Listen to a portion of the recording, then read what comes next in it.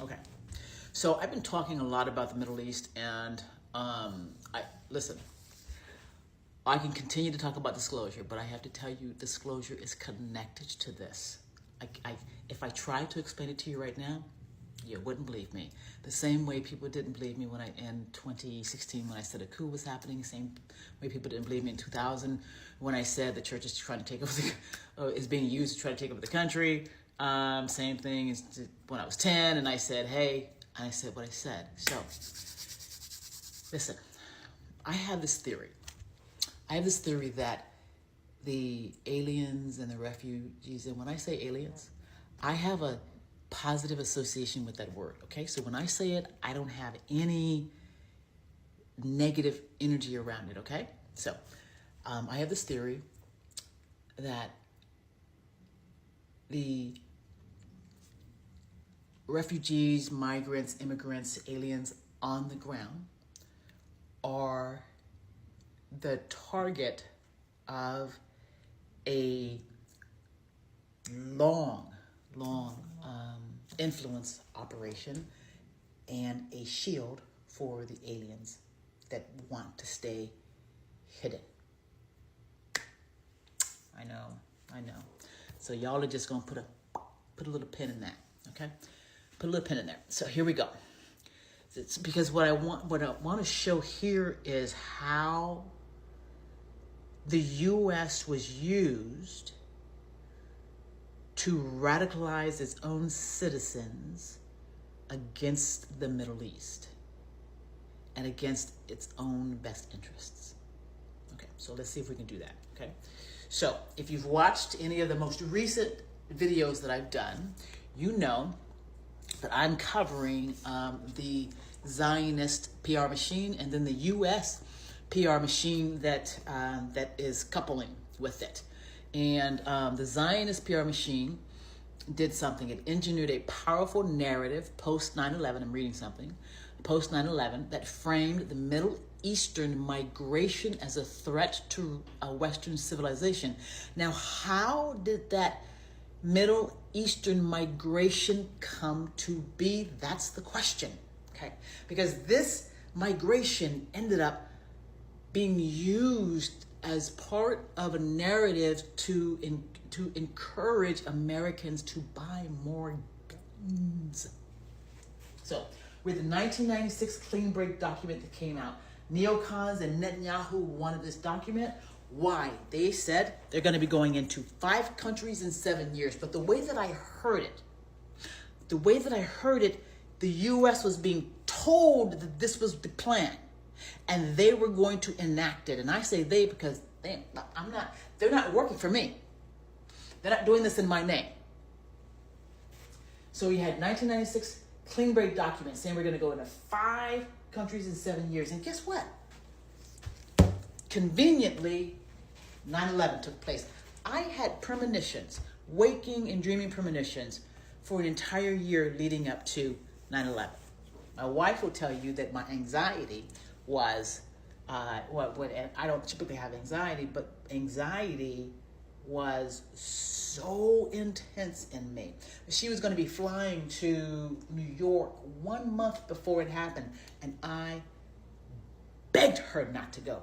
I was crying and I had my arms around her and I was begging her not to fly because I knew something horrific was coming and I would never see her again. So 9/11 happened, USA goes to war. What do?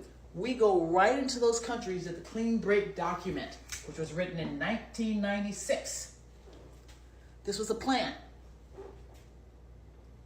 Muslim countries are what? They are destabilized according to what? According to this plan, the 1996 Clean Break document. And then the Muslim citizens from these countries are dispersed.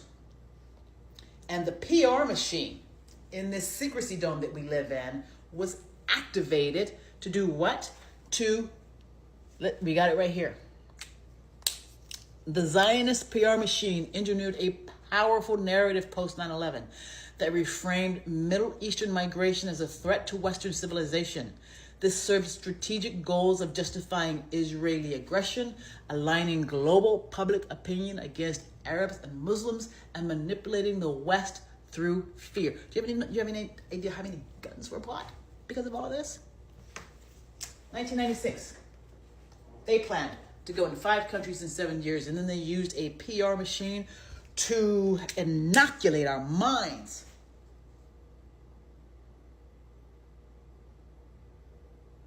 against empathy for them.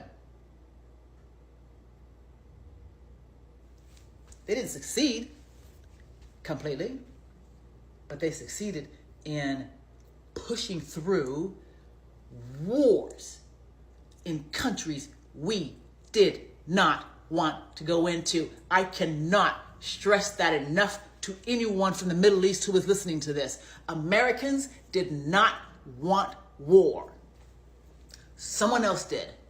Someone else who a wonderful Muslim organization on Threads popped in onto one of my comments and said, you're owned by Israel. And I was like, fuck you don't know what you're talking about. Guess what? I was wrong. I was wrong. They were right.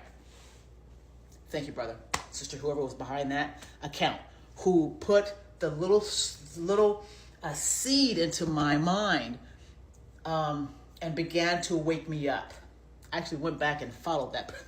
I went back and followed that account after I blocked them. I was wrong. And why was I wrong? I was wrong because I live in a country that has a Zionist PR machine funded by America and Israel.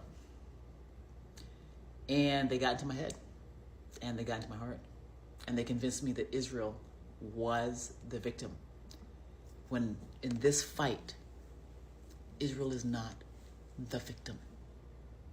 She is the aggressor, and I love Israel. I'm speaking from a purely energetic frequency place, because those guys don't like me at all. But look, they created a narrative ecosystem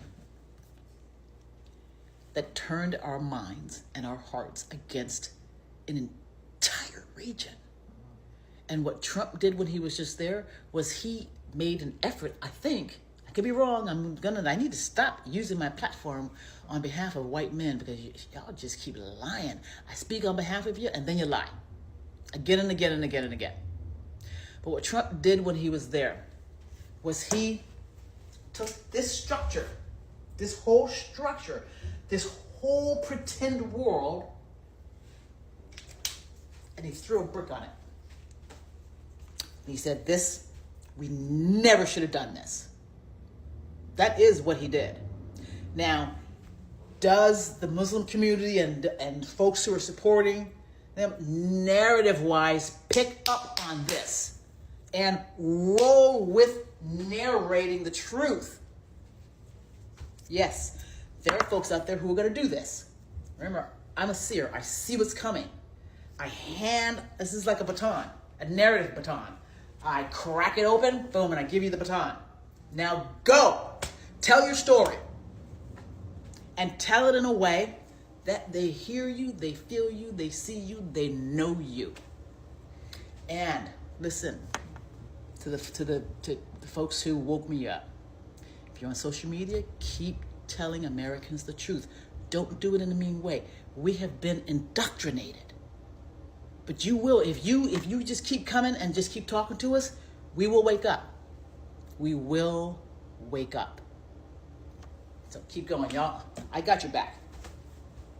Netanyahu said in a book in the 1990s that if we don't see the threat of militant Islam, then pretty soon militant Islam will bring down the World Trade Center.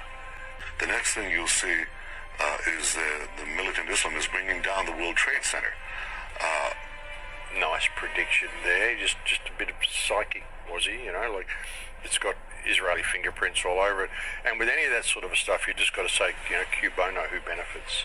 And the only people who benefited from 9/11 is Israel, and even Benjamin Netanyahu said that as well. So the one thing we are benefiting from at the moment is the attack on the World Trade Center. Netanyahu said, quote, "We're benefiting from one thing, and that is the attack on the Twin Towers and Pentagon and the American struggle in Iraq." I mean, they do these false flag attacks all the time. How much evidence do people need? And what would be the benefit for the Arab world blowing up Twin Towers? I mean, how have they benefited from this? Have a look at Iraq. Have a look at what we've done to the Arab world since that event happened. And look what Israel has got from that event happening, and ask yourself, who benefits? The American government rounded up 200 Israeli operatives after 9/11, during their 9/11 sweep operation, and deported them back to Israel. The Israelis invented modern terrorism. They admit it. That's what they used to oust the British from Palestine and take over Israel in 1948, and they've been doing it ever since. But they learned early on to make it look like Arabs and Muslims did it rather than Jews. You look at Larry Silverstein, who's a terrific owner in New York and a very good friend of mine who I just called. I was very worried about him because I assumed maybe he was in the building. He took possession of the building 1 week ago. As you know, he just bought the World Trade Center. Right. Lo and behold, two Jewish billionaires buy two asbestos-filled buildings that are half empty, of which the Port Authority was attempting to get out from under the liability and debt associated with these worthless buildings. Two Jewish billionaires named Frank Lowy and Larry Silverstein buy these buildings, and the fact is, the literal, truthful, undeniable fact is that when they purchased the lease on the Twin Towers, they literally transferred billions of dollars of liability over to themselves, because the cost to extract the asbestos was in the billions. In the 1990s, and I said that the West really doesn't understand militant Islam. So I wrote a book in 1995, and I said that if the West doesn't wake up to the suicidal nature of militant Islam, the next thing you'll see is the militant Islam is bringing down the World Trade Center. That's suspicious. That's weird. Democracies don't go to war easily. Sometimes they have to be bombed into going to war. The bombing of September 11th opened the eyes of Americans to see the great conflict and the great danger that faces us. And once opened, then the overpowering will of the majority of the people of the United States, of the steamroller, is inexorably moving to decide this battle. If you take out Saddam's regime, I guarantee you that it will have enormous positive reverberations on the Good morning, America. I'm Charles Gibson. I'm Diane Sawyer, and it's Tuesday, September 11th, 2001.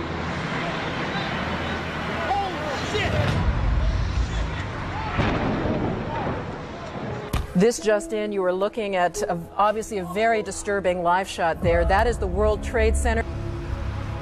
Holy fuck! Oh my God! Boom! Oh, man. What the fuck's going on? Oh my goodness, there is smoke pouring out of the Pentagon. There has been another major explosion.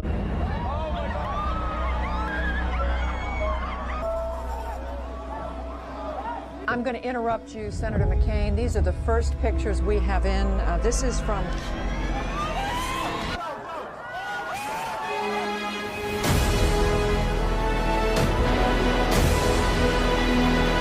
The bomb went off in the lobby first, then a plane hit the building. Then another plane hit the other building. But when I was coming through the doors on the other side of the Trade Center, either they blew the lobby up or something, because it blew the glass out of the doors and knocked us all down, and I got smoke and everything on me. I just feel a little shook up because I got blasted, so I'm just trying to, I wanted a drink of water. They don't have any water. This is a terrorist attack. Jesus. In America? I don't know what to say. I don't know what to say. Can you even find the words for the people? I just got to just say for myself, just thank God I'm alive. And to come out to find out a terrorist because I can't even be angry. It's senseless. And people die senseless. You mean tell me this building fell down senselessly? I don't know what to tell you. I don't know. Plane actually impacted the building.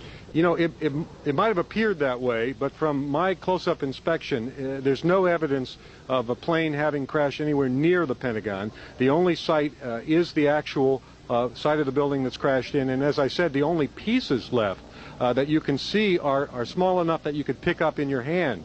There are no large tail sections, wing sections, a fuselage, nothing like that anywhere around, which would indicate that the entire plane crashed into the side of the Pentagon and then caused the side to collapse. Now, even though if you look at the pictures of the Pentagon, you see that the floors have all collapsed, that didn't happen immediately. It wasn't until almost about 45 minutes later that the structure was weakened enough that all... Down at the computer to actually turn the computer on. As soon as I pressed the button, boom. So at that particular time, based off what happened, I thought I had triggered a bomb. I was covered from my neck all the way down to my back in debris. My son was completely blown out of his stroller, and some of the floors had collapsed within, and people were trapped in between the floors. And I came out in what is believed to be the entrance or the place of initial impact. While I was coming out of the Pentagon, I didn't see any evidence of metal, airplane seats, luggage, nothing that would give me any indication that it was a plane that had hit the building. I did not have jet fuel over my body. My son didn't have jet fuel over his body. The people that I helped didn't have jet fuel on their body. So again, there was nothing on the inside that would give me any indication that there was a plane. In speaking with everyone, it was conclusive that no one else in the area where I was located had seen any parts of planes or luggage or baggage or anything of that nature. Yes, I believe it's something part of much more sinister. I mean, when you go out of your way to fabricate an official story, when obviously the evidence shows that the official story couldn't possibly be true, then yes, you should be brought to justice. To some estimates, we cannot track $2.3 trillion in transactions. Okay, now, again, somebody told you that literally, like right before 9/11 happened, they said they couldn't track $2.3 trillion the day. Then a plane slams into the very part of the building where they were doing the accounting, blows up half the fucking building in the Pentagon, blows up a wall. That did not happen, but it did happen. Think about what you saw when you saw that Vice movie where Dick Cheney, who was the CEO of Halliburton, becomes a vice president and gets billions of dollars in no-bid contracts. Now think about what we just saw with Donald Rumsfeld saying they couldn't find $2.3 trillion. But not ours, not fully, not yet. We are, as they say, tangled in our anchor chain. Our financial systems are decades old. According to some estimates, we cannot track $2.3 trillion in transactions. Did some research on plane crashes, as I'm sure many of your viewers have, and every single plane crash, especially a large aircraft, there's always wreckage left of the parts that can't be blown apart, the landing gear and the engines specifically, a lot of times the nose cone. Well, Shanksville, Pennsylvania, no wreckage whatsoever. The Pentagon, there were no engines, there were none of the landing gear, nothing. And yet there were servicemen around that said, I've served in active military, it was a missile. I can tell you the sound of a missile, and they ignored all of this. And then we even pulled an old clip of a CNN journalist who was on the ground that day and said, I got up close, there's no plane. And they just kind of tried to wipe this from the internet. Yeah. And so we had to dig up this. I'm like, you had a CNN journalist who was just probably telling the truth. And it was like, I'm here, this is amazing. Like, I got up close, there's no plane. Yeah. And you just see this perfect hole. And then you have all of these people who have been in active military zones who said, I heard a missile that day. They don't release, they classify images of the plane videotape from until the gas like 2000 and who knows when Tom Fitton and Judicial Watch was finally able, and you can't see anything. Yeah. It's like, what hit the Pentagon? Have begun a major investigation into whether someone or many people benefited financially from the evil done to the country last Tuesday. Not long before the attacks occurred, there were some financial transactions in the stock market that may indicate knowledge of the attack before it began. ABC's Antonio Mora is here. Whether they ever get to, if they ever get to the bottom of it, it will be astonishing. Astonishing, no question, Peter. What many Wall Street analysts believe is that the terrorists made bets that a number of stocks would see their prices fall. They did so by buying what are called puts. If you bet right, the rewards can be huge. The risks are also huge, unless, of course, you know something bad is going to happen to the company you're betting against. This could very well be insider trading at the worst, most horrific, most evil use you've ever seen in your entire life. One example, United Airlines. The Thursday before the attack, more than 2,000 contracts betting that the stock would go down were purchased. 90 times more in one day than in 3 weeks. When the markets reopened, United's stock dropped. The price of the contracts soared, and someone may have made a lot of money fast. $180,000 turns into $2.4 million when that plane hits the World Trade Center. It's almost the same story with American Airlines. That's a 5-fold increase in the value of what was a $337,000 trade on Monday. All of a sudden becomes what? $1.8 million.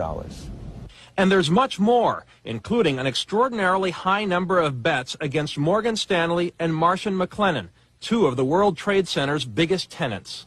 Could this be a coincidence? This would be one of the most extraordinary coincidences in the history of mankind if it was a coincidence. It is absolutely unprecedented to see cases of insider trading covering the entire world, from Japan to the United States and North America to Europe.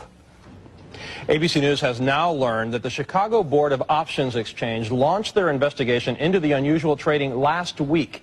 That may have given them enough time to stop anyone from profiting from death here in the U.S. It may also give investigators, Peter, a hot trail that might lead them to the terror. Did you have any damage, or did you know what's happened down there? Well, it was an amazing phone call I made. 40 Wall Street actually was the second tallest building in downtown Manhattan, and it was actually, before the World Trade Center, was the tallest. And then when they built the World Trade Center, it became known as the second tallest, and now it's the tallest. And I just spoke to my people, and they said it's the most unbelievable sight. How could it possibly go through this deal? I happen to think that they had not only a plane, but they had bombs that exploded almost simultaneously, because I just can't imagine anything being able to go through that wall. Most buildings are built with the steel is on the inside around the elevator shaft. This one was built from the outside, which is the strongest structure you can have. And it was almost just like a can of soup. You know, Donald, we were looking at pictures all morning long of that plane coming into building number 2, and when you see that approach the far side, and then all of a sudden, within a matter of a millisecond, the explosion pops out the other side. Right. I just think that it was a plane with more than just fuel. I think, obviously, they were very big planes. They were going very rapidly, because I was also watching where the plane seemed to be not only going fast, it seemed to be coming down into the building. So it was getting the speed from going downhill, so to speak. It just seemed to me that to do that kind of destruction is even more than a big plane, because you're talking about taking out steel, the heaviest caliber steel that was used on a building. I mean, these buildings were rock solid. And, you know, it's just an amazing thing. This country is different today. And it's going to be different than it ever was for many years to come. Very profound statement and very true. Just a few moments ago, Donald Trump passed through here, so we had a minute to talk with him. Let's roll that tape. You can see what he had to say. Well, I've never seen anything like it. I've seen 2 huge 110-story buildings that are reduced to rubble, thousands and thousands of lives. I just got to see something that I've never seen before. I have hundreds of men inside working right now, and we're bringing down another 125 in a little while, and they've never done work like this before. And they're hard-working people, but they've never seen anything like it, and they've never done work like this before. It's terrible. Tell me what it's like at Ground Zero. Tell me about the workers that you saw and what they're doing there.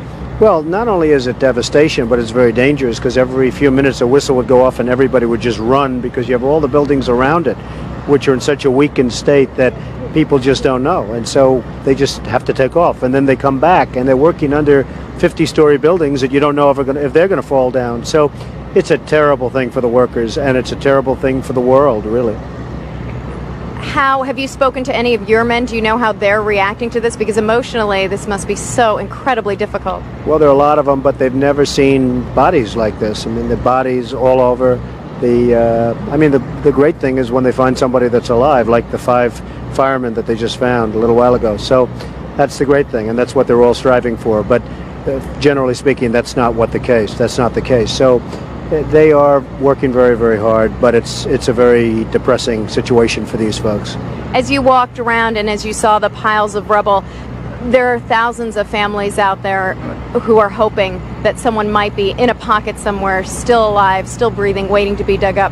As you assessed that damage from your perspective, do you believe that's possible? Well, I would certainly not want to be the one to say it's not possible. Certainly it's a tough situation, but you can't give up hope, because there's always hope. I mean, the 5 men, I'm sure their families thought that they probably were gone, and now they walk in the door. A couple of them walked away after they were dug out. So there probably are some more people in there, and therefore you can't give up hope. You've had an impact on the skyline of New York. What is it like as you see it now? It's like a whole different skyline. It's like a whole different city and world. I cannot believe the sight of Lower Manhattan without the World Trade Center, and therefore we have to rebuild, not necessarily in that form, but we have to rebuild at least as good and maybe better. Just finally, can you tell me emotionally, as you walked around, we've heard some of the stories from the firemen. They're so exhausted and mentally and physically. What was it like for you personally to go in and see all of what you saw? Well, it was amazing to see it. It was a very depressing scene, but I'll tell you what, you really can take heart. These firemen and policemen and the construction workers equally, the courage they have is unbelievable. I mean, they're working, digging out and lifting up steel, and above them you have 55-story buildings that are very possibly going to be pouring down on them any minute, and they're working like nothing's wrong. I mean, they're amazing. Now, it was, at the very least, incredibly suspicious during 9/11, shortly thereafter, when this segment ran, also back in 2002, on ABC News as an update to a prior segment that they had done.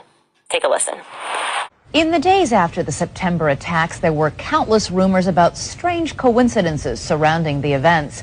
One report about a group of Middle Eastern men spotted the morning of September 11th parked just across the river from New York City has not gone away.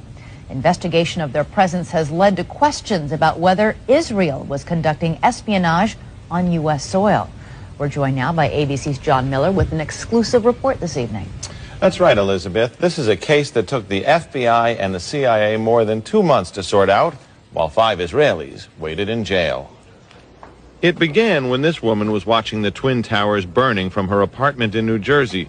She noticed 3 men on top of a van, posing for pictures with the towers burning in the background. And I could see that they were like happy. You know, they didn't look shocked to me. You know, they didn't look shocked. I thought it was very strange. The witness called police, who stopped the van hours later and arrested 5 men. All 5, it turns out, were Israeli. They were turned over to the FBI. Sources tell ABC News during a check of national security databases, some of the men were listed as having had connections with Israeli intelligence. At the FBI, that set off alarm bells. The FBI needed the answers to 3 important questions. Who were these men? What brought them to that parking lot on the morning of September 11th? And did they have... Amazingly enough, we have found the moving company where the 5 Israelis worked. Was this building being used as a front for some kind of Israeli intelligence operation that possibly was doing surveillance on the Arab American community? Were there men celebrating or slapping 5s or whatever? We had received an all-points bulletin, and I just happened to see the van and, you know, hollered over to my lieutenant, you know, I think that could be the van. We checked it out, and it was. You know, we were all on edge, obviously, so I really wasn't looking to make friends with these people, and neither were the officers that I were with. Once we started talking to them, you know, they were pretty much like, hey, you know, we're not against you, we're with you. בשלב זה אתם פשוט אומרים לעצמכם, And at that point, we were taken for another round of questioning, this time related to our allegedly being members of Mossad. The fact of the matter is, we are coming from a country that experiences terror daily. Our purpose was to document the event. Our purpose was to document the event. The 5 Israelis were detained for 10 weeks and finally deported on immigration violations after the FBI cleared them of any involvement in 9/11. All right, guys, so nothing to see there. Obviously, you'd be a conspiracy theorist if you had any questions about that. You actually would be worse. You'd probably be anti-Semite if you had any questions about a foreign government overseas that had people who were attached to their intelligence apparatus who were celebrating and taking photos as the towers burned and American citizens were dying. Section from last minute. Look at what they did to Julian Assange. I'll tell you guys in the 9/11 comments section from last week, you guys were dropping all sorts of tidbits, had me at the edge of my seat, and I began researching things I had never even heard of, and I am now completely shaken. So yeah, I showed you guys that video of the Israelis who were celebrating. It turned out that they had connections to the Israeli intelligence apparatus, and the FBI pretty much just let him go for whatever reason. Said, okay, we looked into it, no further follow-up. Then that sort of got memory hold. Memory hold is an expression where they basically never talk about it again, and then we all just forget that it ever happened, and we move on. Well, one of you guys commented and said that I should look into the Israelis that were working at the World Trade Center who were forewarned of the attack. And oh my God, yes, that is another thing, after I researched, that has been completely memory hold, but it is true. So I'm going to show you guys, by the way, because before they say I'm a conspiracy theorist, I had to make sure that I had all of the relevant documents, all the relevant links, and I'm going to include those links for you guys. So just check out the episode. You can look at the links yourself. Here is the very true story of what went down on 9/11. There was an instant messaging service that was called Odigo. Maybe I'm saying it wrong. Odigo, Odigo. It was Israeli owned and operated, and they had headquarters that were based 2 blocks away from the World Trade Center. Now, this is according to Haaretz. I'm sure I'm not saying that right. You know, it's a very popular Israeli publication. Check out this headline from them, published September 26th, 2011. So that is 15 days after the attack. It says, Odigo workers were warned of the attacks. That is the headline. And I'm going to read you this piece of the article verbatim. It says, quote, Odigo, the instant messaging service, says that 2 of its workers received messages 2 hours before the Twin Towers attack on September 11th, predicting that the attack would happen. And the company has been cooperating with Israeli and American law enforcement, including the FBI, in trying to find the original sender of the message, predicting the attack, end quote. Seriously, you guys, what the F? And that's not all. That's not all. It's going to get even crazier. 2 weeks after 9/11, Alex Diamandis, and by the way, he was Odigo's vice president. This is the vice president of the company. Said that the messages said something big was going to happen in a certain amount of time. And it did, almost to the minute. So for whatever reason, the forewarned Odigo employees did not feel the need to pass that terror warning on to the authorities in New York, an act that would have saved thousands of lives.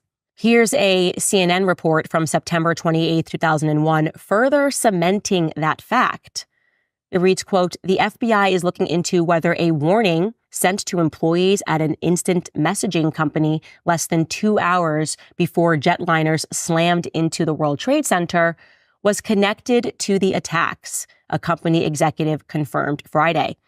Alex Diamandis, vice president for sales and marketing with Odigo Incorporated, said there was nothing specifically about the attacks in the message, but he said it was suspicious in nature, especially because of its timing.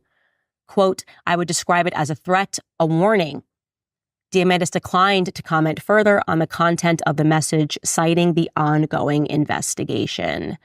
2 employees at the Odigo office in Israel received the message at about 7 a.m. Eastern on September 11, 2021, he said.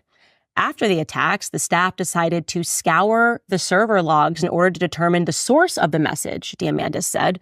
Information was then passed on to Israeli authorities, who in turn passed it to the FBI. The FBI did not confirm whether they had received any information from Odigo. So to give you guys reference, okay, he is saying they received a message at 7:00 a.m. Eastern.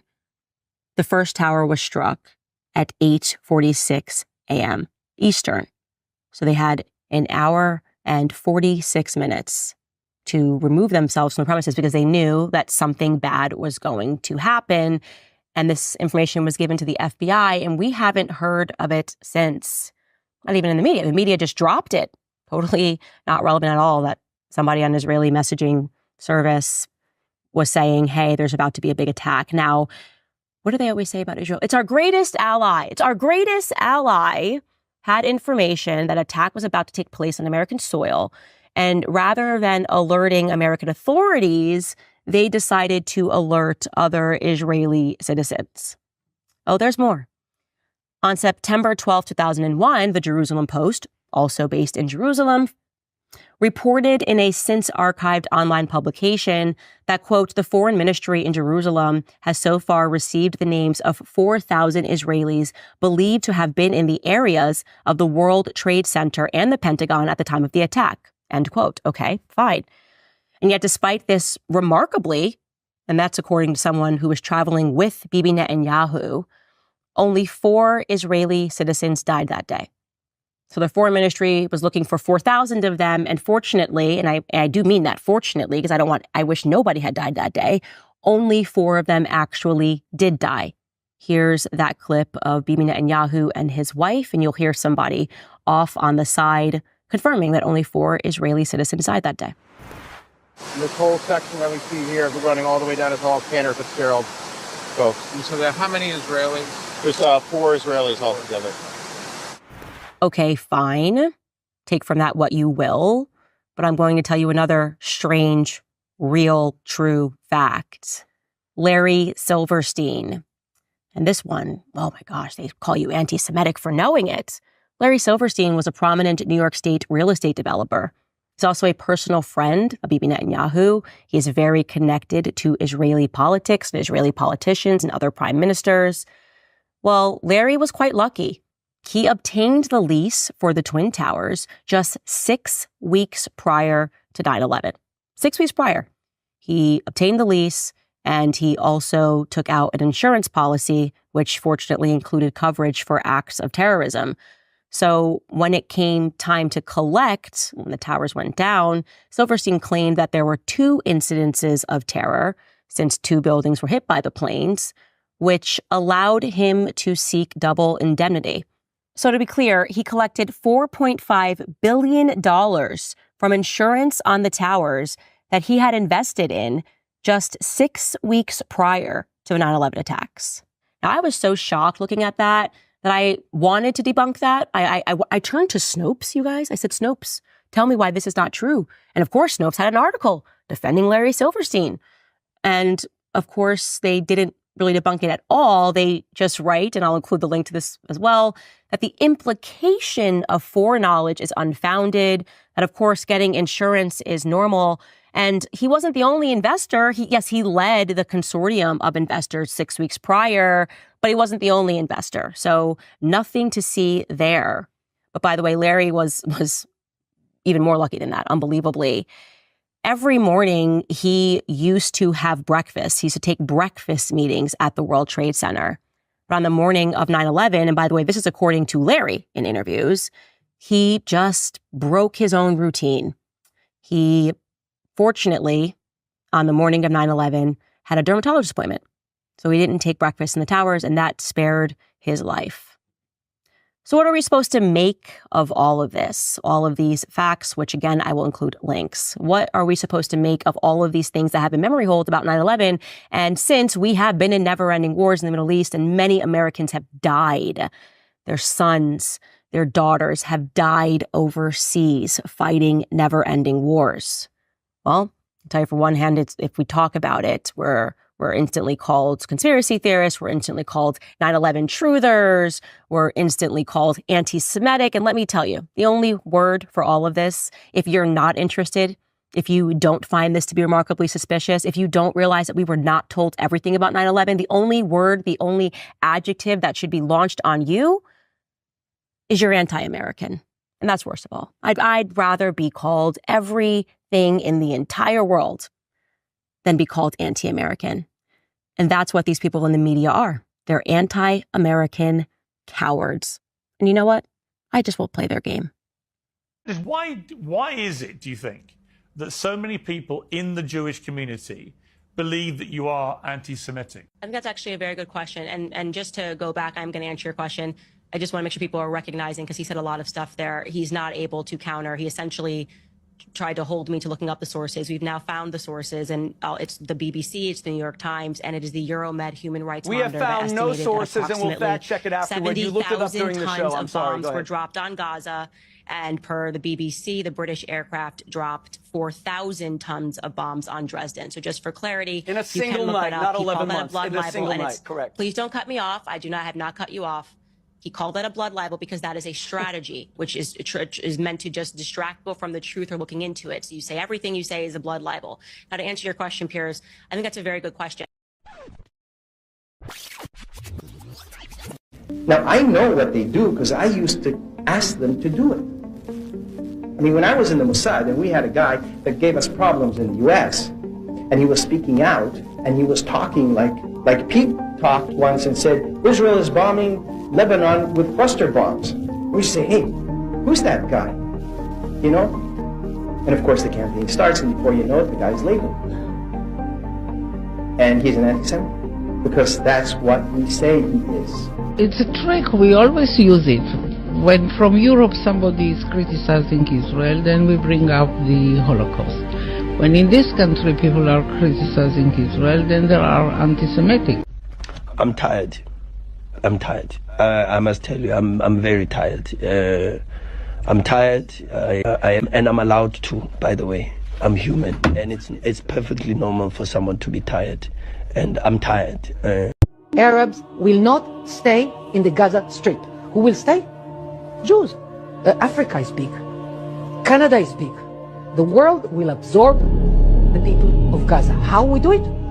We encourage it. If they don't want to go. No, they won't. If they don't. The Arabs want to go. If they don't want to go. They want to go. If they don't, what happens? The normal people don't want to live in hell. What you're talking about sounds like a plan for ethnic cleansing. You can call it ethnic cleansing, you call it refugees, whatever you want. الإسرائيليين الآن يصنعون صواريخ مداها 4000 ميل لكي تصل تونس وتصل الجزائر. الإسرائيليين لا يقاتلون ضد الفلسطينيين فقط، يقاتلون ضد الأمة العربية. هذا قتال الوجود وليس قتال حدود. وهم ينتظرون اليوم الذي يحل فيه المشكل الفلسطيني لكي يتفرغوا للهجوم على بقية الشعوب العربية. الخندق الفلسطيني يقاوم نيابة عنكم. يجب دعمه وحشد كل الامكانيات وراء الخندق الفلسطيني، لان الخندق الفلسطيني هو الخط الامامي للدفاع عن الامه العربيه. اذا سقط هذا الخط ستتقدم القوات الاسرائيليه الى البلاد العربيه من محيط الخليج، يريدون اقامه امبراطوريه اسرائيليه فوق الارض العربيه.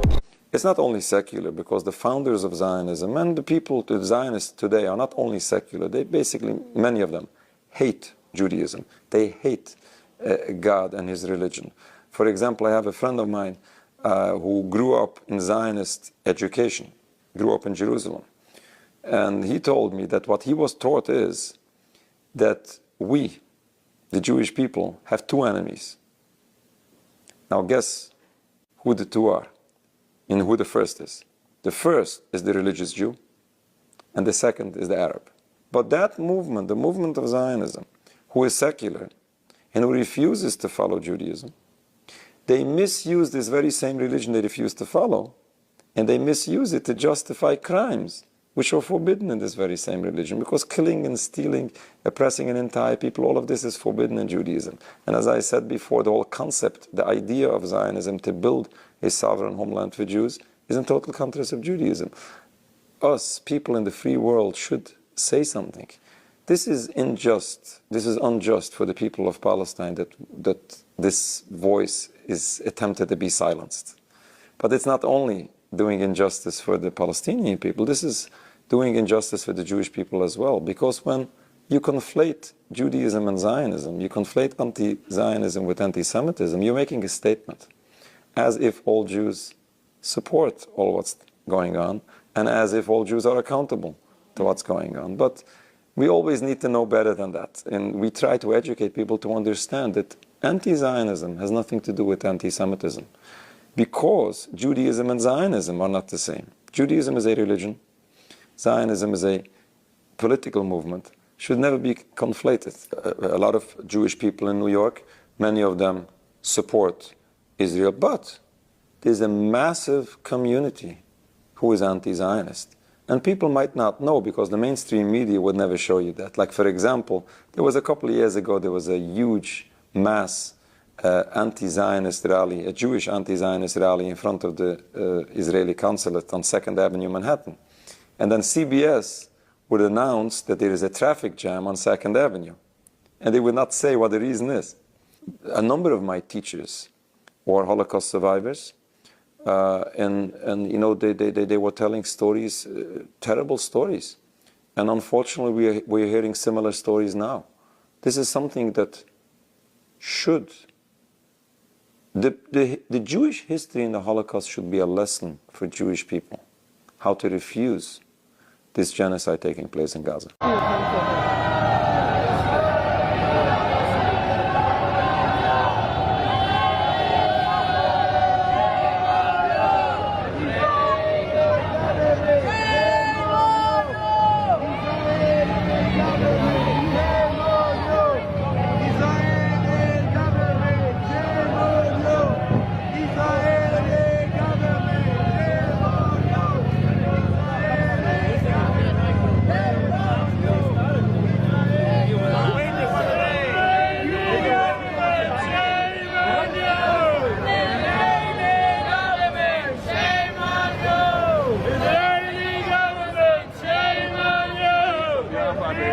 If you look at the way that the word terrorist was carefully constructed after 9/11 to mean all Arab people are terrorists, essentially.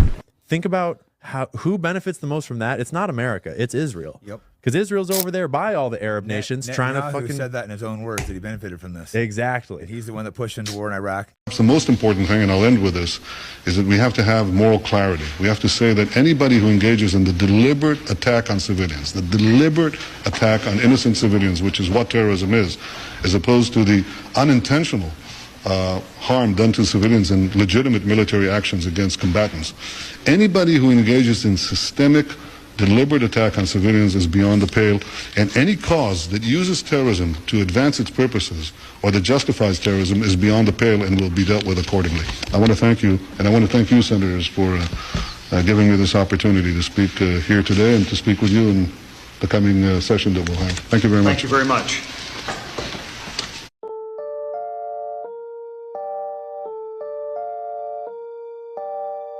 We should have never gone into the Middle East. We should have never gone into the Middle East. Under my leadership, we will turn the page forever on those foolish, stupid days of never-ending wars. We're rebuilding our military stronger than ever before, and we are not going to deplete it again on stupid, senseless, endless wars. World War III has never been closer than it is right now. We need to clean house of all of the warmongers and America last globalists and the deep state. I am the president who delivers peace. I was the first president in decades who didn't start a war. And the worst, most incompetent, most corrupt president in history is going to drag us into World War III.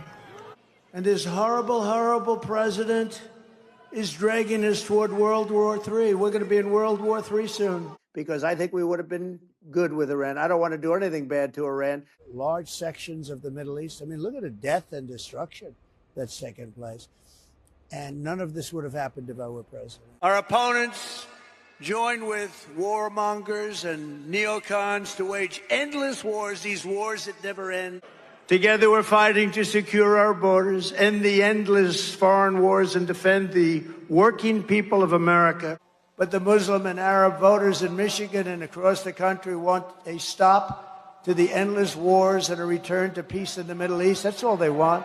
Speaking of World War III, I'll keep you out of World War III. What would happen if we had a war?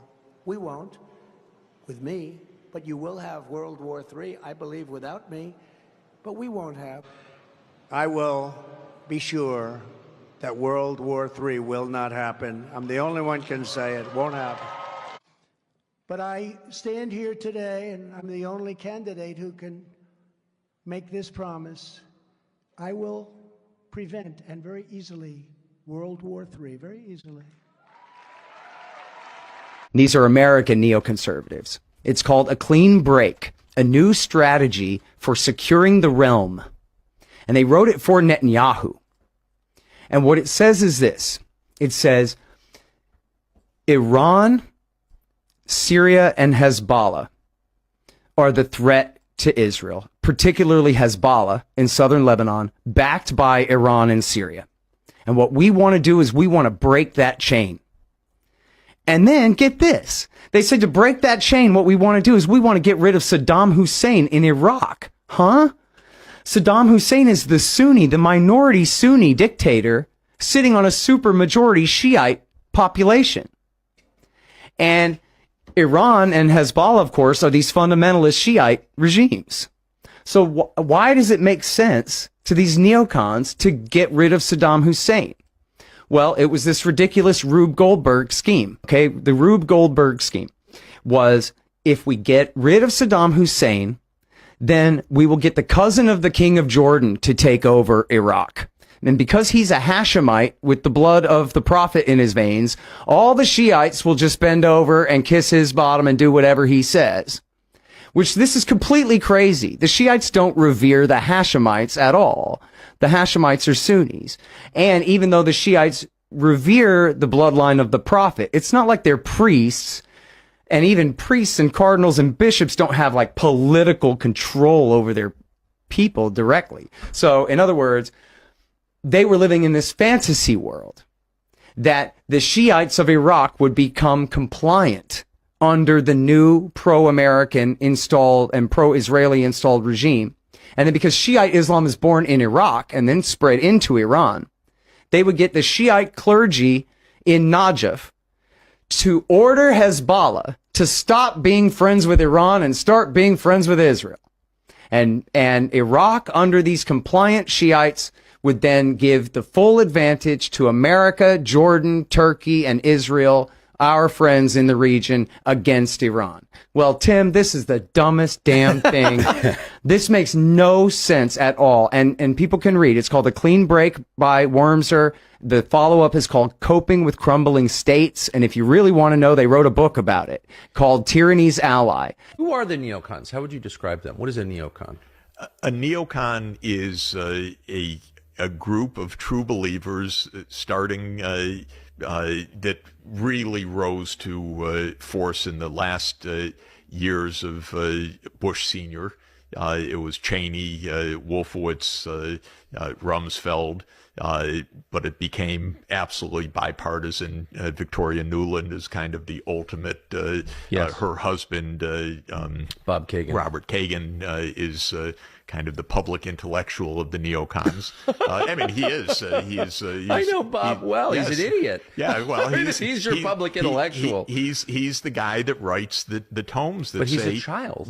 I think that this has been just about the most disastrous foreign policy imaginable. How can you go from peace in 1991, when you have a chance for creating a peaceful, cooperative world that could actually be prosperous and do good things together, to this mess that we're in? It took a strategy so stupid, so reckless, so blind, and that's what the neocons gave us. They gave us a strategy which said, we now run the world.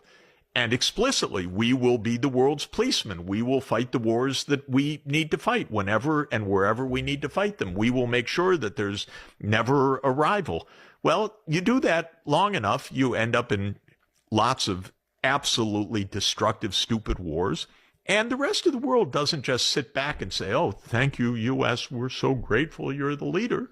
They say, come on, You're 4.1% of the world population. There's another 95.9% of the world population that actually would just like peace and some cooperation and not you to be telling us what to do.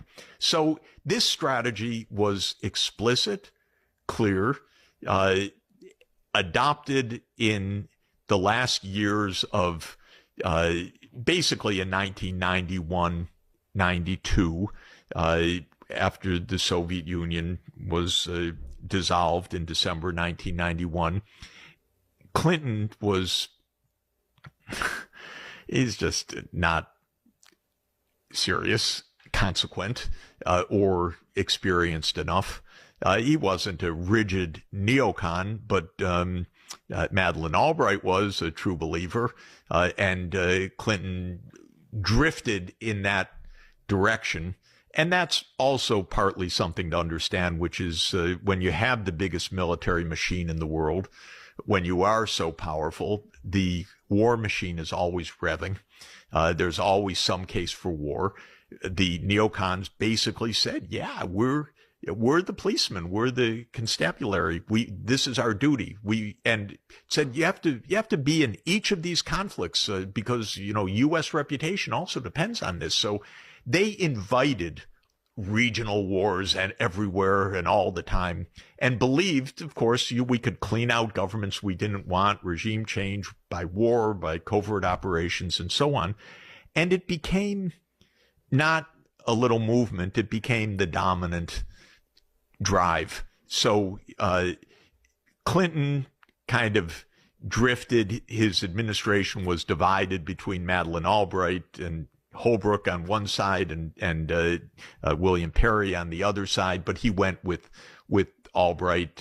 By the end of Clinton's term was NATO enlargement, bombing of Belgrade, and we were kind of off to the races. Then came Bush Jr., 9/11, global war on terror, but basically 9/11 as the opportunity to implement the project for the new American century, which is the document that defines the neocon agenda.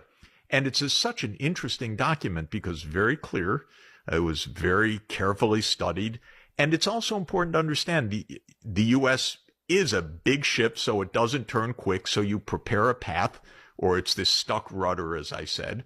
And you can read in Rebuilding America's Defenses, which was a kind of campaign document for the incoming Bush Jr. administration, what we should do. And it defines this neocon agenda. So Bush Jr. introduced all of these things, the unilateral withdrawal from ABM, the war in Iraq, the expansion of NATO to 7 more countries, the commitment to expand NATO to Ukraine and Georgia. Then comes Obama.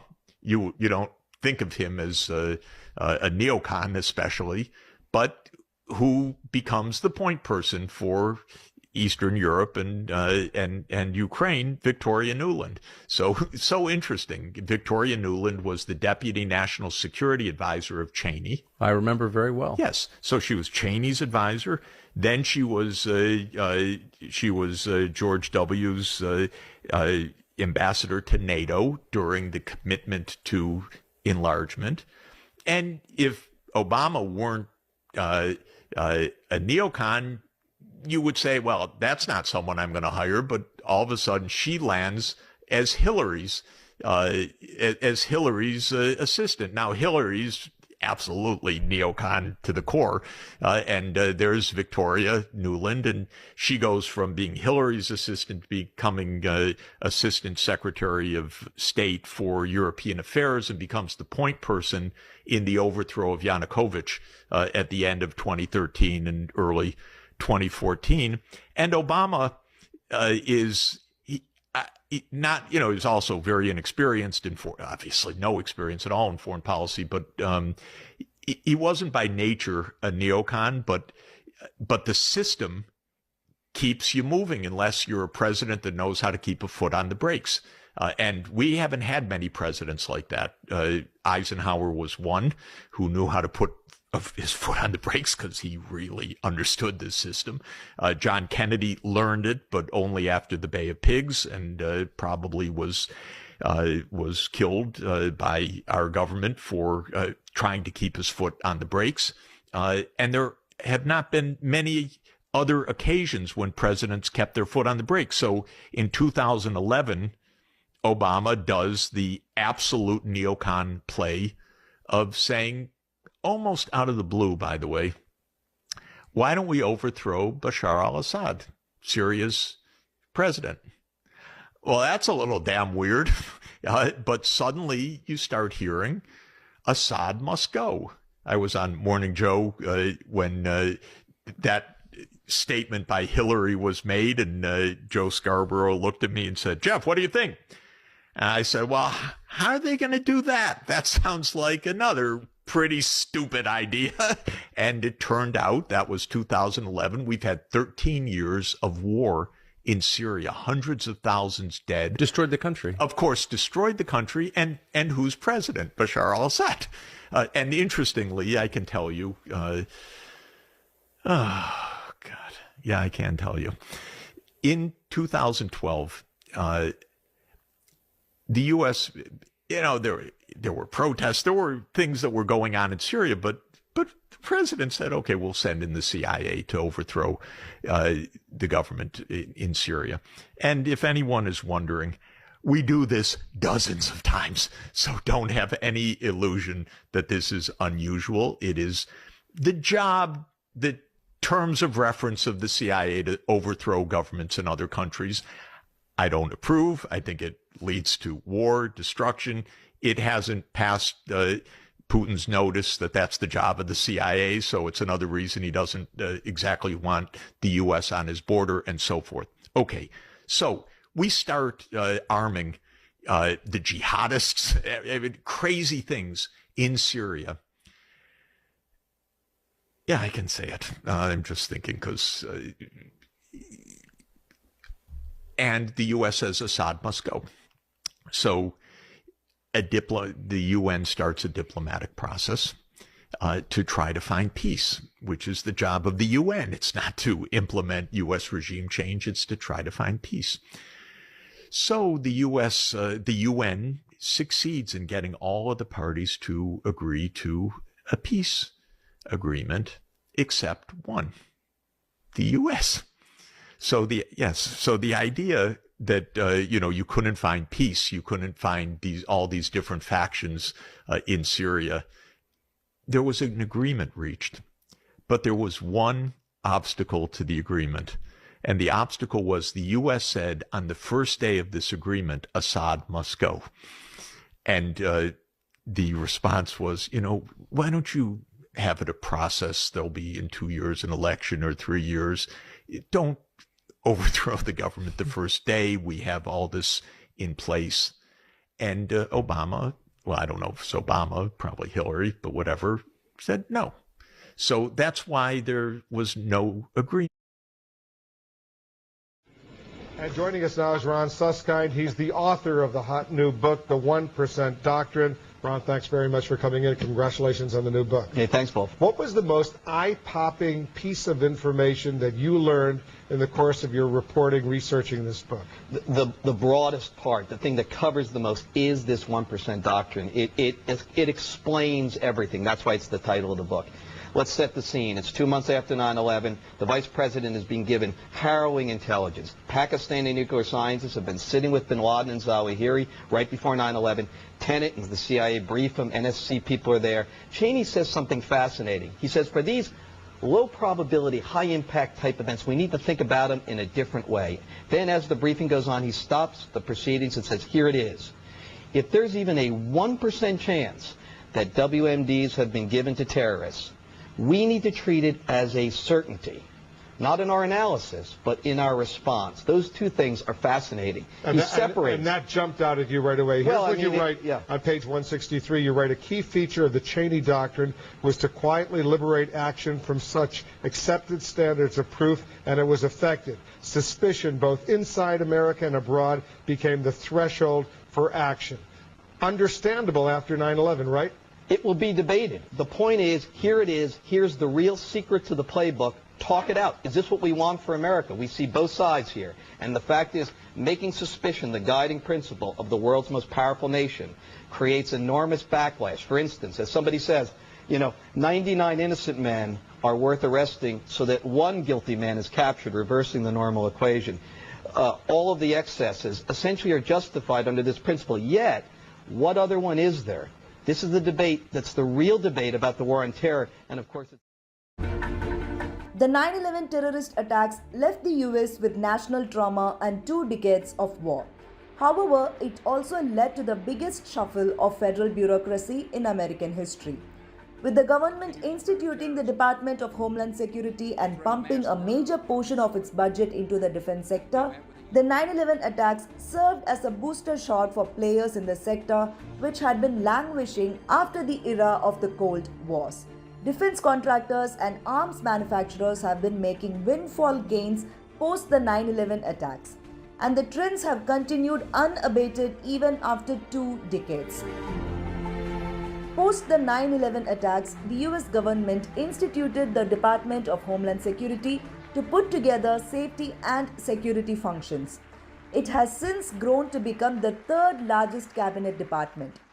American leaders have since used the attacks as justification to continue investing heavily in defense. The government's move to expand its defense budget saw defense company stocks make significant gains when the US stock market reopened after the attacks, and it continues to be on a roll since then. The 9/11 attacks shifted the focus from dealing with terror attacks to tracking the enemy and preventing such attacks.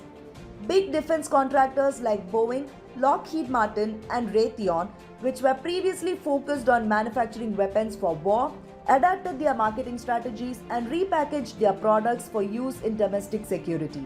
This ensured that these companies made soaring gains with a combined total revenue of $100 billion in 2001. It accounted for 1% of the United States' $10 trillion GDP. In 2020, Boeing alone reported a profit of $26 billion through defense sales. This trend was not limited to traditional military contractors.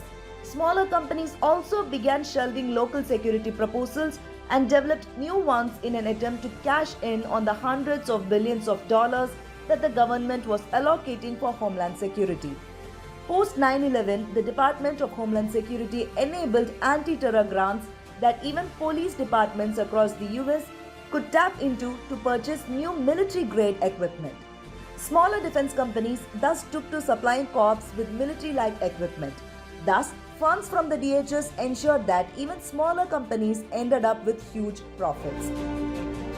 The US defense spending doubled after the 9/11 attacks, making up as much as 1/5 of the total national budget. The US spent $703.7 billion for defense in 2020. It has also increased its global share of arms exports to 37% during the last 5 years.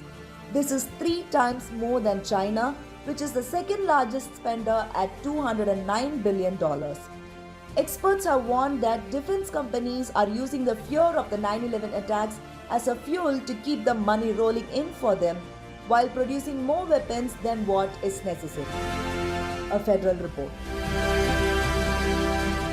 Did you know that the US has 750 military bases around the world? Now explore which country has the highest number of US military bases. In Panama, there are 11 US military bases, primarily because of the critical importance of the Panama Canal for global trade and security. Turkey hosts 13 bases, serving as a vital NATO ally and a strategic bridge between Europe and the Middle East. Portugal has 21 US bases, mainly in the Azores Islands, which play a key role in military operations across the Atlantic. The UK is home to 25 bases, a long-standing partner in military intelligence and operations throughout Europe. In Puerto Rico, there are 34 military bases positioned strategically in the Caribbean for naval and air force activities. Italy hosts 44 U.S. bases, thanks to its central location in Europe and its proximity to both the Middle East and Africa. On the island of Guam, the U.S. maintains 54 bases, making it an essential military outpost in the Pacific. South Korea is home to 73 U.S. bases, reflecting America's unwavering commitment to defend the nation against threats from North Korea.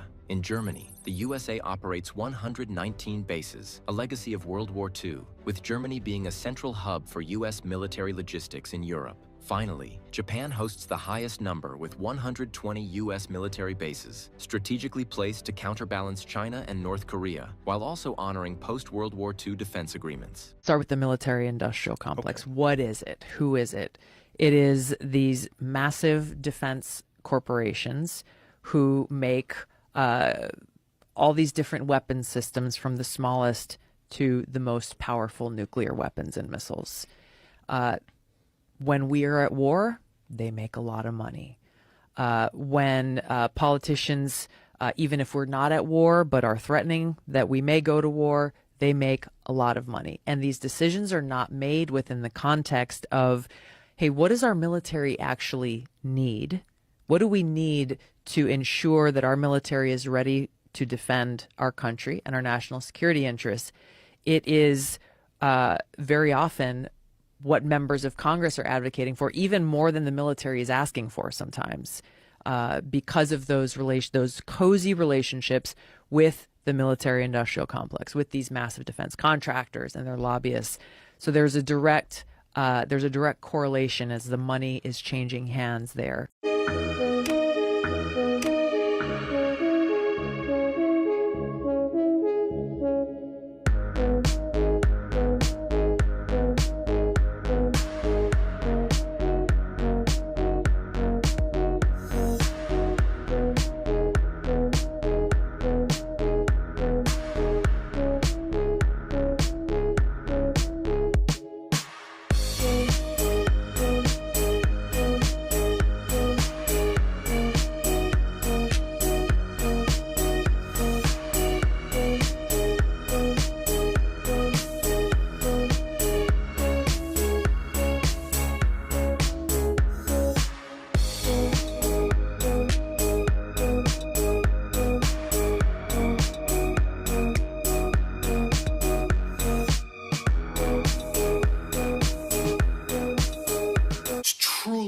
The amount of murder and mayhem that the United States is responsible for in the Middle East.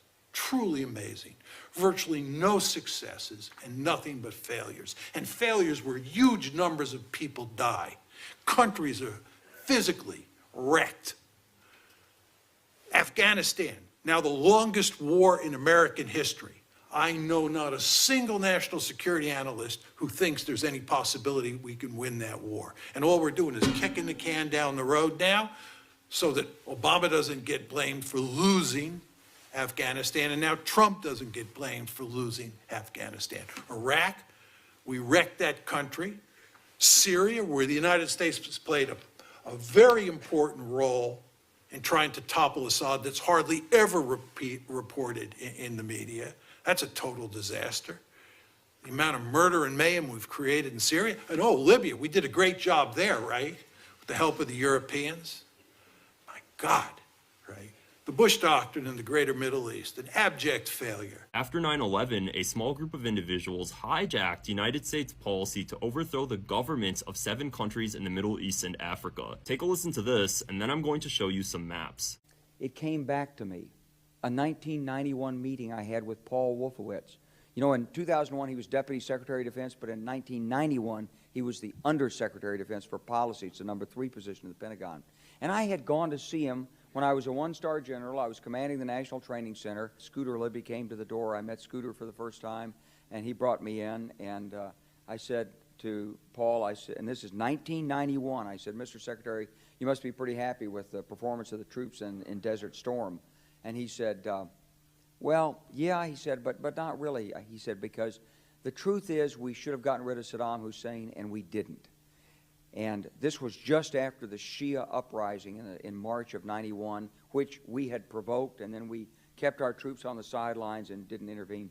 And he said, but one thing we did learn, he said, we learned that we can use our military in the region, in the Middle East, and the Soviets won't stop us. He said, and we've got about 5 or 10 years to clean up those old Soviet client regimes, Syria, Iran, Iraq, before the next great superpower comes on to challenge us. And it was like, you know, I'm coming out of the Mojave Desert. I've been training troops. I haven't been thinking geostrategy for some time. And suddenly a guy just sort of shoves this nugget at you. Well, you remember it. It was a pretty stunning thing. You mean the purpose of the military is to start wars and change governments? It's not to sort of deter conflict? We're going to invade countries? And, you know, my mind was spinning. And I put that aside. It was like a nugget that you hold on to. This country was taken over by a group of people with a policy coup. Wolfowitz and Cheney and Rumsfeld, and you could name a half dozen other collaborators from the Project for a New American Century. They wanted us to destabilize the Middle East, turn it upside down, make it under our control. It went back to those comments in 1991. Now, did anybody ever tell you that? Was there a national dialogue on this? Did senators and congressmen stand up and denounce this plan? Was there a full-fledged American debate on it? Absolutely not. And there still isn't. And that's why we're failing in Iraq. Because Iran and Syria know about the plan. All you have to do is read the Weekly Standard and listen to Bill Kristol, and he blabbermouths it all over the world. Richard Pearl the same way. They could hardly wait to finish Iraq so they could move into Syria. It was like a laydown. Oh, our legions are going to go in there. This wasn't what the American people voted George Bush into office. Well, they didn't actually vote him into office, but it wasn't what many of the people who... It wasn't what he campaigned on. He campaigned on a humble foreign policy, the most arrogant foreign policy in American history. He campaigned on no peacekeeping, no nation building, and here he is with Afghanistan and Iraq. It's astonishing. For context, there was an Israeli spy in the Pentagon in the early 2000s sending information to Israel through AIPAC executives. I've made a whole video on this. You can watch it by clicking my playlist. Anyway, here's a map prior to 2001. Israel is shown in blue. All countries that posed a threat to Israel are shown in red. All countries that did not pose a threat to Israel are shown in green. This is a map today, with the dark gray being countries that the United States has toppled the governments of or assisted in toppling the governments of. The only countries in that report that the United States has not yet toppled over are Lebanon and Iran. And based on current events, I bet you can predict where things are headed.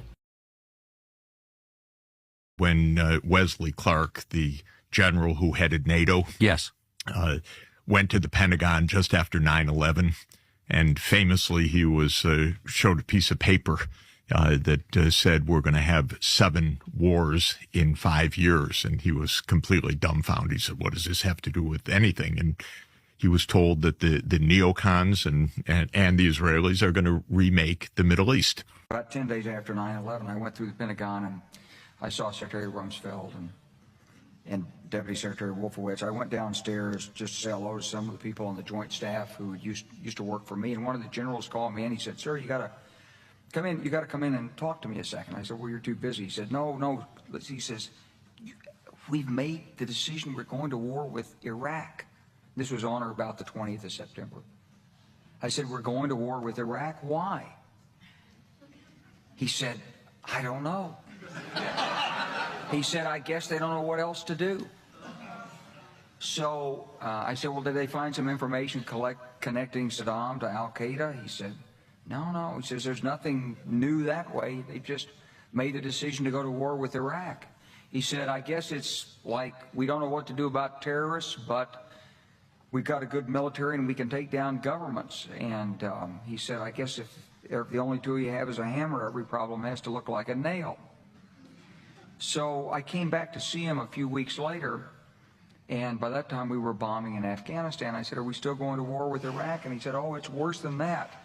He said, he reached over on his desk, he picked up a piece of paper. He said, I just got this down from upstairs, meaning the Secretary of Defense's office today. And he said, this is a memo that describes how we're going to take out 7 countries in 5 years, starting with Iraq and then Syria, Lebanon, Libya, Somalia, Sudan, and finishing off Iran.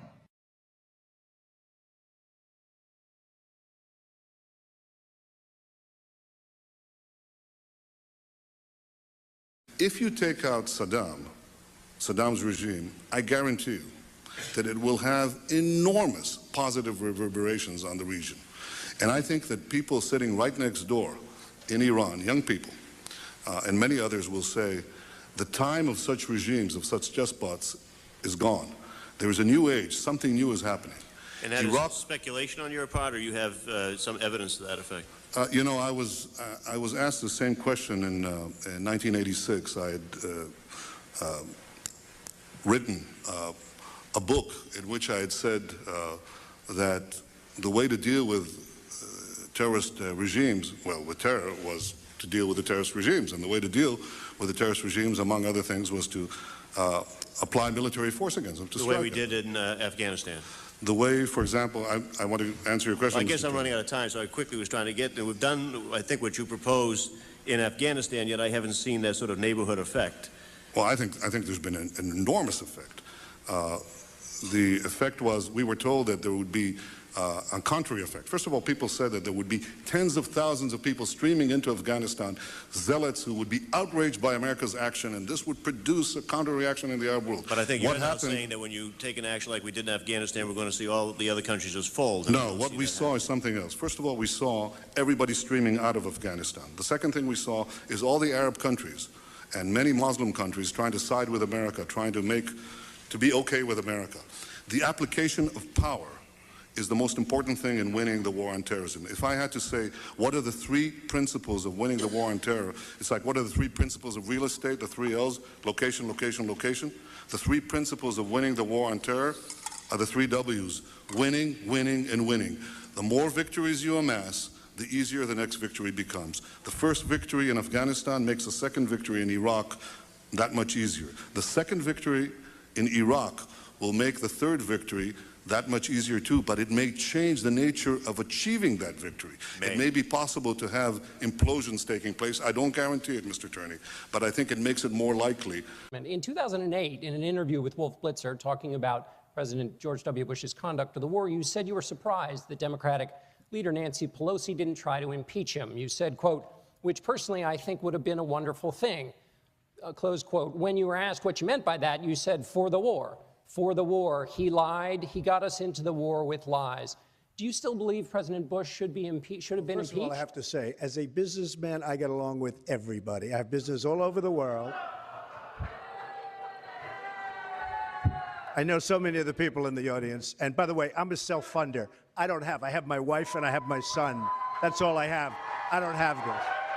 So let me just tell you, I get along with everybody, which is my obligation to my company, to myself, etc. Obviously, the war in Iraq was a big, fat mistake, all right? Now, you can take it any way. It was a mistake. The war in Iraq, we spent $2 trillion, thousands of lives. We don't even have it. Iran is taking over Iraq with the second largest oil reserves in the world. Obviously, it was a mistake. So George Bush made a mistake. We can make mistakes, but that one was a beauty. We should have never been in Iraq. We have destabilized the Middle East. But so you still think he should be impeached? I think it's my turn, isn't it? You do whatever you want. You call it whatever you want. I want to tell you, they lied. Okay. They said there were weapons of mass destruction. There were none, and they knew there were none. There were no weapons of mass destruction. All right. Governor Bush. Just like Israel could not fight one day without the United States, and that's literally true, I'm sorry to say. Hezbollah and Hamas could not fight a day without Iran and other support. This costs money. This is big weapons. This is a political issue. This is not a terrorist issue. Netanyahu's absolute devastating mistake, which he writes about in 1996 in his book Fighting Terrorism, It's the whole explanation of why he's so messed up in his head. He says, because we have Hamas and Hezbollah, and they are supported by Syria, by Iraq, by Iran, by Sudan, by Libya, we have to overthrow all the governments that support these. I'm not making this up. This is in print. Then he explains it to the U.S. Congress in 2000. He explains this. I know this because I study this for a living. He explains this to the American Congress. You overthrow Saddam, it'll be beautiful. Look what'll happen in Iran next door. The plan was 7 wars in 5 years. This is all well documented. The problem is not Hamas and Hezbollah. Why? Because if you make an agreement with Iran, if you make an agreement with the Arab countries, they will be disarmed and dismembered as part of the agreement. This is so obvious. This is an excuse. This is not a reality. This is an excuse of Netanyahu, who has been the biggest disaster in Israel's history by far. And the fact is that the war on terrorism cost the American taxpayer $8 trillion. It destabilized our country. It has led to the worst tribal, political, cultural, and racial divides of my lifetime. It slaughtered around, I think the estimates are around 4 million people were killed in the wars. It destroyed Iraq, Afghanistan, Syria, Libya, Somalia, Yemen. It has resulted in thousands of our brave young soldiers being killed in action. Tens of thousands of them have been injured in action. Tens of thousands of them have committed suicide in the wake of the wars. And there's not one theater in where all of these wars have happened that you could say is better off now than it was before. That's their legacy. And you might notice none of them have a response to that. Not a single one of them. But when I said it to Douglas Murray, he said, okay, that is a fair point. He's got no response to that. And that's why they rely on smearing anybody who opposes them, because forget all the other stuff. This was your track record. You were for these policies. These policies were enacted. This is the result.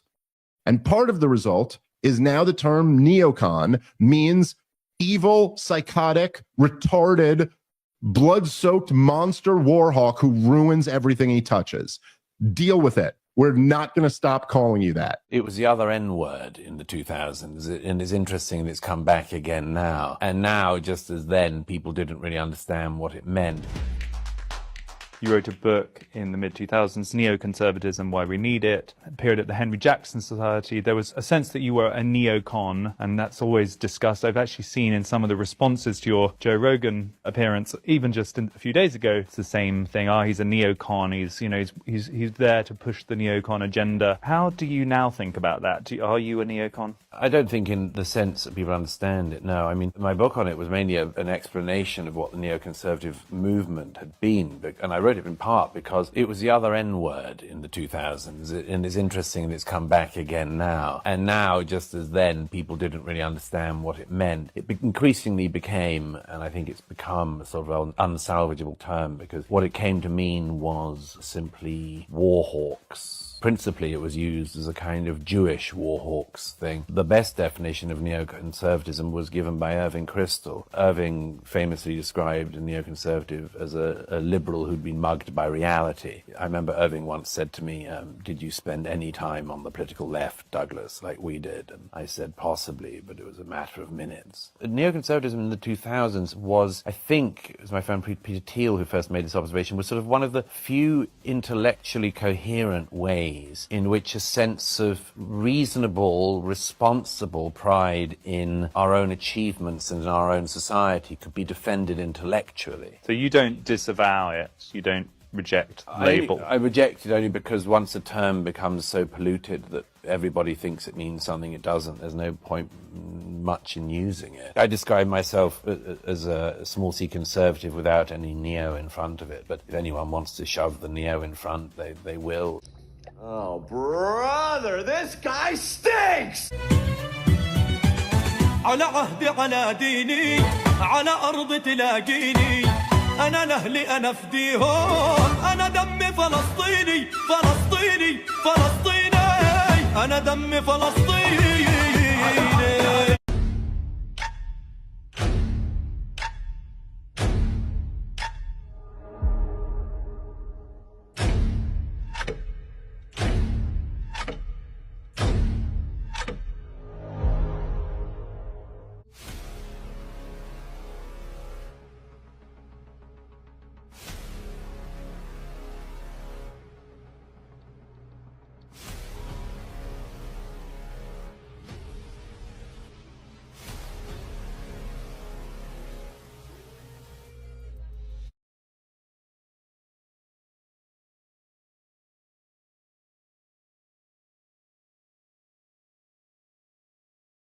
Stand before war.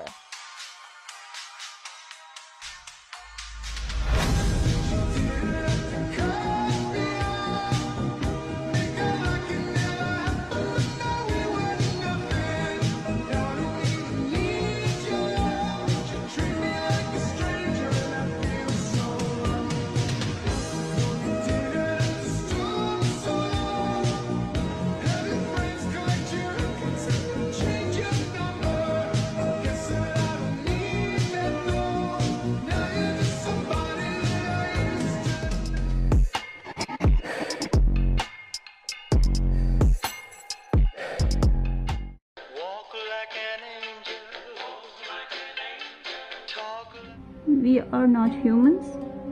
We do not have feelings. We have nothing.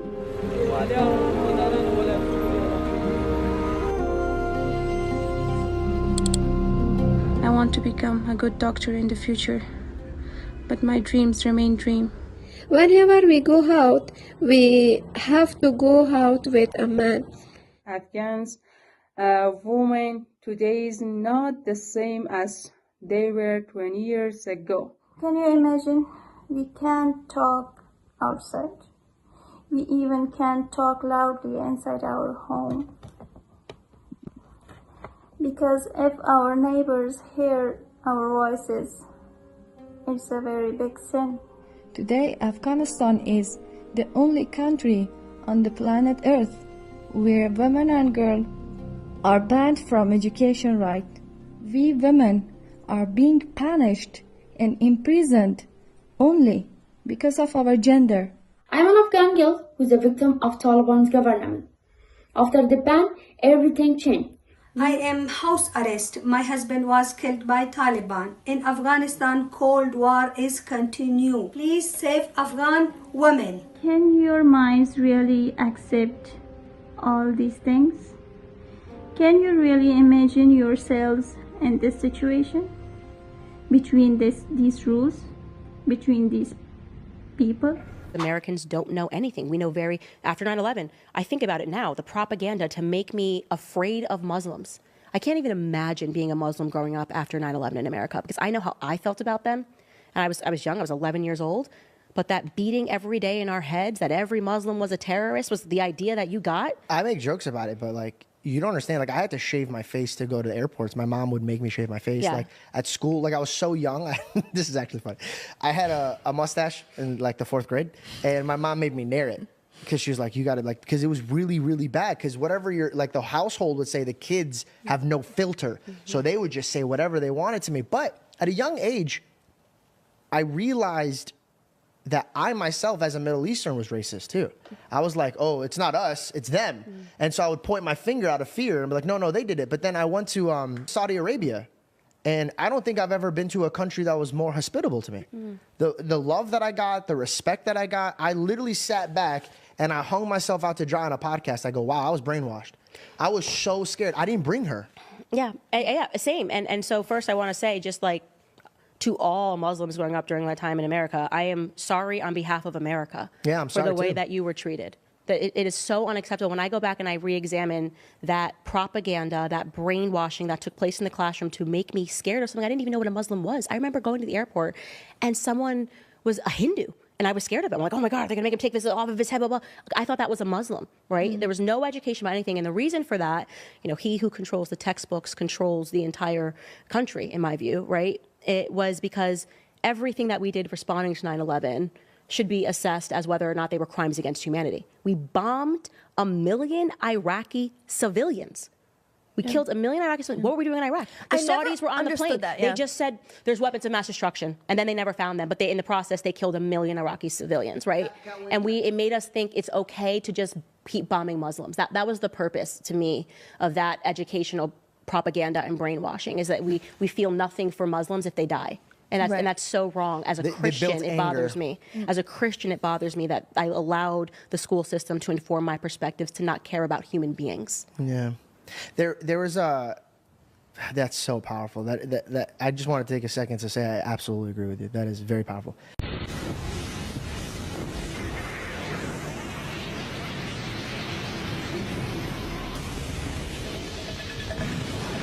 Hi, I'm Gideon Yeager with MTV News. An unfortunate racist backlash has already begun to rear its ugly head in the wake of Tuesday's terrorist attacks. A flurry of threats, vandalism, and outright violence has hit this country's Arab and Muslim American communities. One man has already been arrested for allegedly trying to set fire to a Seattle mosque, which escaped damage, while another mosque was firebombed in Denton, Texas this week. With Saudi terrorist Osama bin Laden the prime suspect behind Tuesday's brutality, many Arab and Muslim American communities have become increasingly worried just how far this backlash will go as events continue to unfold. On Thursday, I had an opportunity to talk to Arab and Muslim American students in New York to get their perspectives on this senseless tragedy. Have you ever experienced discrimination as a Muslim American? I guess just now it's kind of really sinking in. I've actually kind of felt uncomfortable, walking around, going to any sort of, Muslim event or like something associated with the Muslim Student Association or anything like that.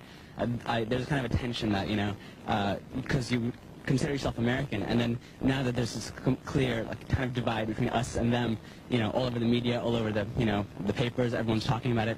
Now you feel kind of uncomfortable. And will I or can I be considered still be accepted as an American, or am I like the other, the them? I think that the first thing is that when anyone hears the word terrorism, they automatically pin terrorism is equal to Islam, which is equal to Muslims, which is equal to all Muslims. I think they think a lot of times that we're terrorists, or that even more than that, what's more dangerous, that we're unthinking people, that we're fanatical, or that we have some kind of secret alliance against them or something. A lot of just mistrust and suspicion. I'm just afraid that there will be a bigger backlash than what we've already seen.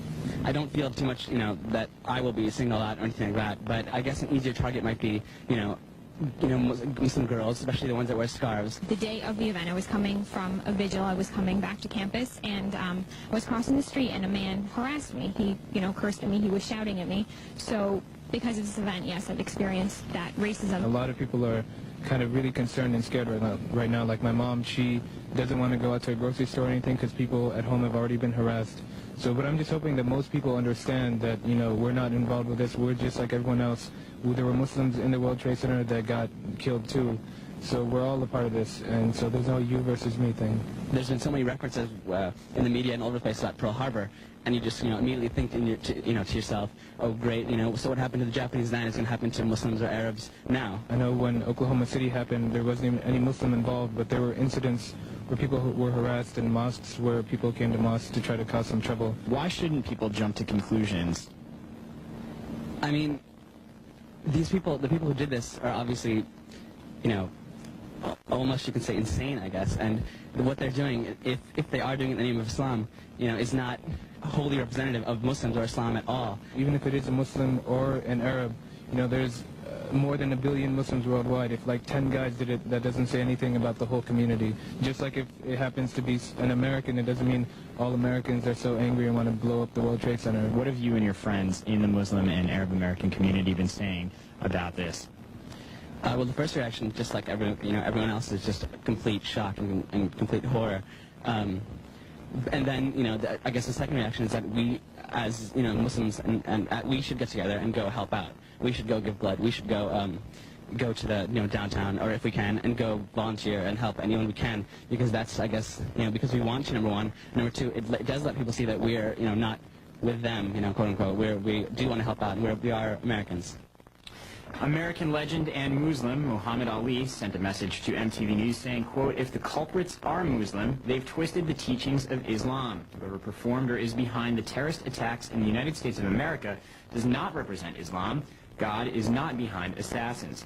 If you feel you're being targeted because of your heritage or religion, log on to fightforyourrights.mtv.com.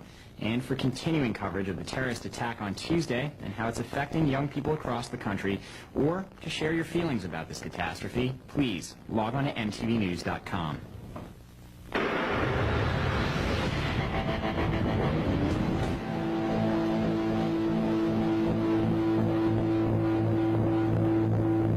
Good evening, ladies and gentlemen. How's everybody doing tonight? The U.S.-led war on terrorism is getting at least verbal support from some among a one-time adversary, Iran.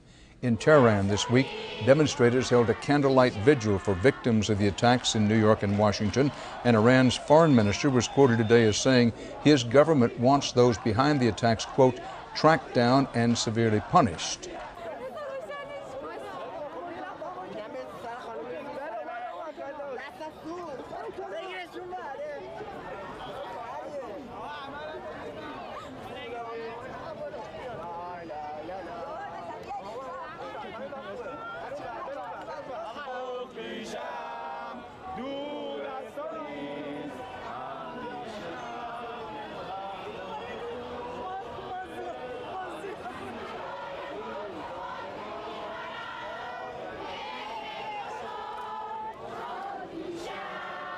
Terrible tragedy for our country. Now, one of the biggest blowback effects that I saw after 9/11 was the amount of racism that Middle Easterns, Indians, anybody who just looked vaguely somewhat from that region of the world went through.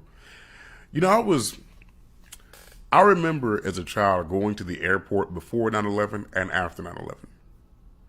And I remember right after 9/11, about a few months after, I went to Disneyland. When I was in the airport, there was this Middle Eastern guy there. He was a turban, et cetera, et cetera. I couldn't tell you which country he was from. And I remember as an 11-year-old looking at that man and just like, I stared at him the whole time. He probably looked at me and was like, why the fuck this creepy ass black kid staring at me? And I remember just looking at him like, oh my God, is he going to bomb us? Is he a terrorist? Is he going to destroy us all? Oh my God, is he part of Al-Qaeda, that shit George Bush was talking about? There has never, to me, been a sufficient enough conversation about the amount of racism, the attacks, the murders, those rapes, that the bullying, just in anything that Middle Easterns, even Indians went through because of the fear mongering that we had in this country after 9/11. I remember, after 9/11, that was the first time I started listening to AM radio. And let me tell you, say what you want about George Bush Jr., but that motherfucker can put the fear of God in you. We got weapons of mass destruction, people. Weapons of mass destruction. I used to come home from school listening to that shit like, oh my God, bro, they gonna kill us. They really hate us. They hate America. They hate our freedom, bro. And it was like, it just was such, one friend I was talking to about a few days ago, he was like, we thought it was righteous anger. We thought it was righteous anger, but it was misplaced hate.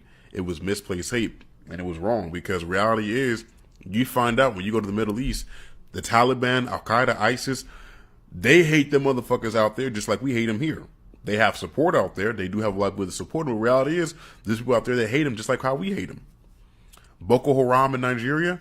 Hey, listen, they're Nigerian, yes, but most Nigerians don't like them motherfuckers. They ain't cool with that shit, kidnapping villages and raping women and shit. They not cool with that. So it's yeah.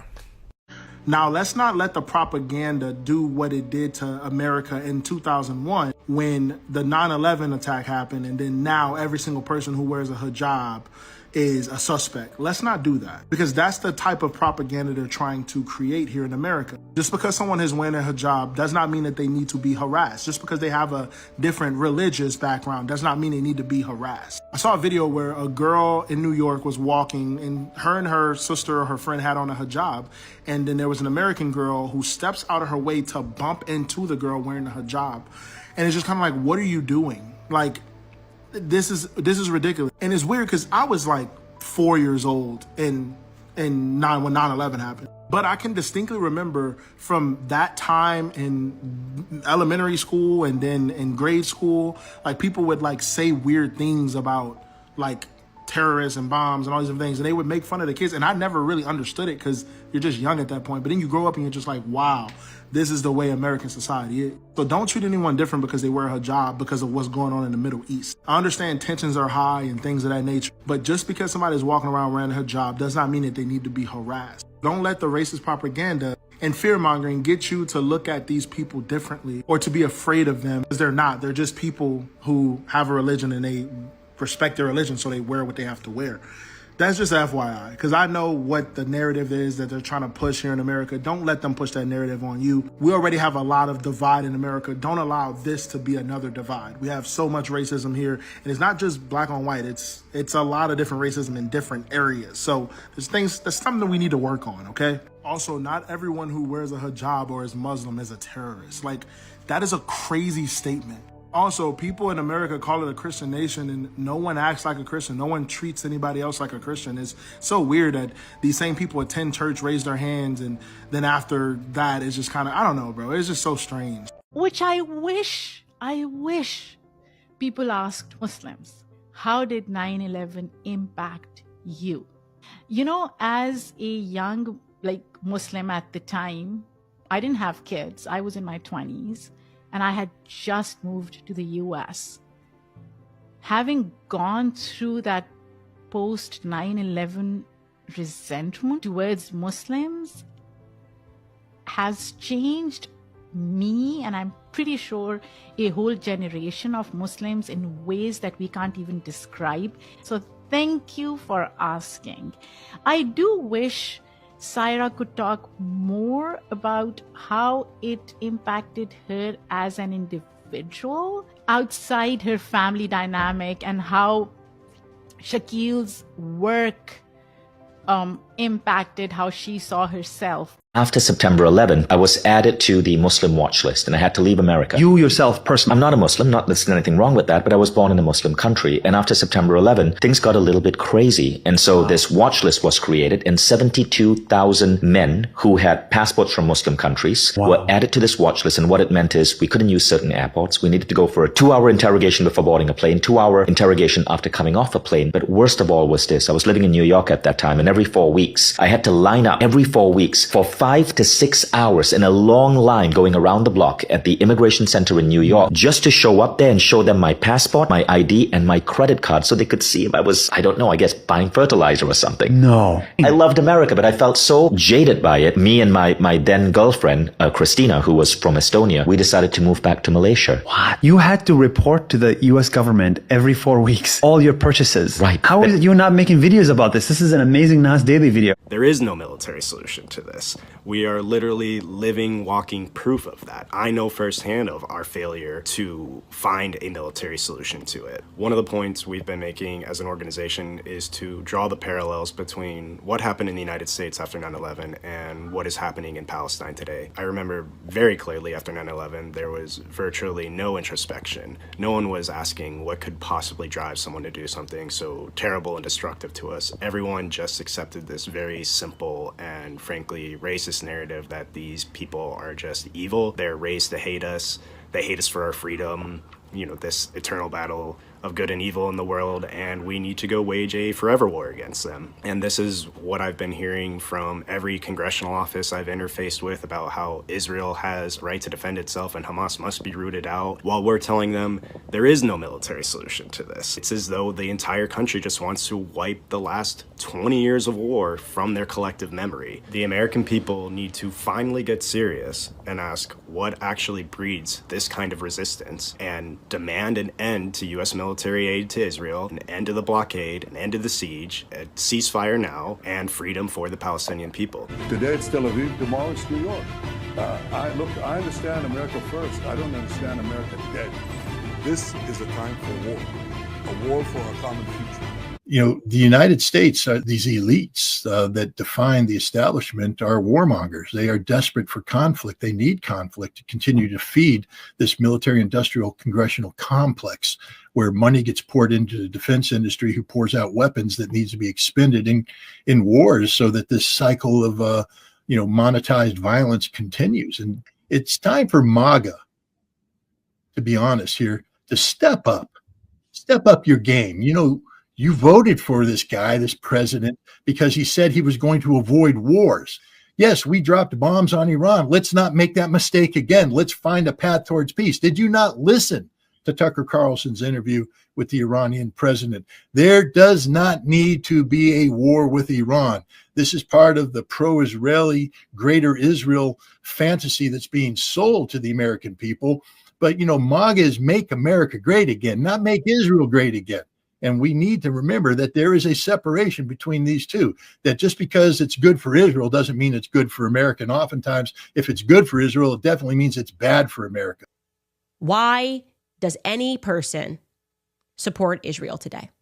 Okay, I think the answer is you support Israel for one of two reasons. The first being Holocaust guilt.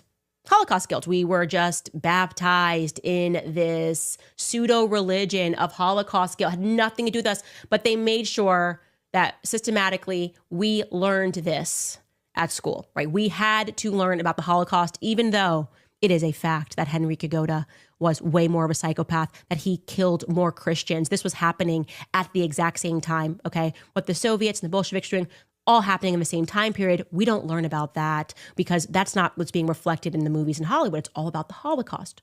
So you grew up, and when your brain was being developed, because this is Soviet education, they understand that it has to happen when you're young and your brain's being developed. You were taught that no matter what, effectively, Jews can do no wrong. And if you notice a Jewish person doing something wrong, then you are essentially guilty of maybe creating the next Holocaust.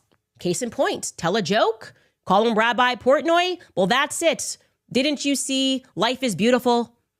How could you call him Rabbi Portnoy? Don't you understand what your rhetoric is causing when you say Rabbi Portnoy? Yeah, you gotta educate yourself. That's number one reason I think that most people feel guilt. And what's crazy about that is we had nothing to do with it. A, B, there were worse things that were happening, and C, we're not even allowed to speak about the Holocaust. Imagine being so powerful. You execute this training for every child growing up in America, and it's coming more. They just passed another, I believe, in Congress. They passed, and you can fact check this, Skylar, but they passed a bill that every student in America would also have to learn about October 7th. Didn't happen on our soil, but every student is gonna have to learn about October 7th. This is part of that indoctrination that's taking place, okay? So you have been in Ohio. I had this totally conflicted, agonized audience. They were completely unaware of the many millions of dollars that are being spent on Israeli Hasbara and the aggressive control of Israel messaging. And one woman got up and she said, we could have this open conversation anywhere in the United States, but in Arab countries, we would be censored, arrested, and sold into sex slavery.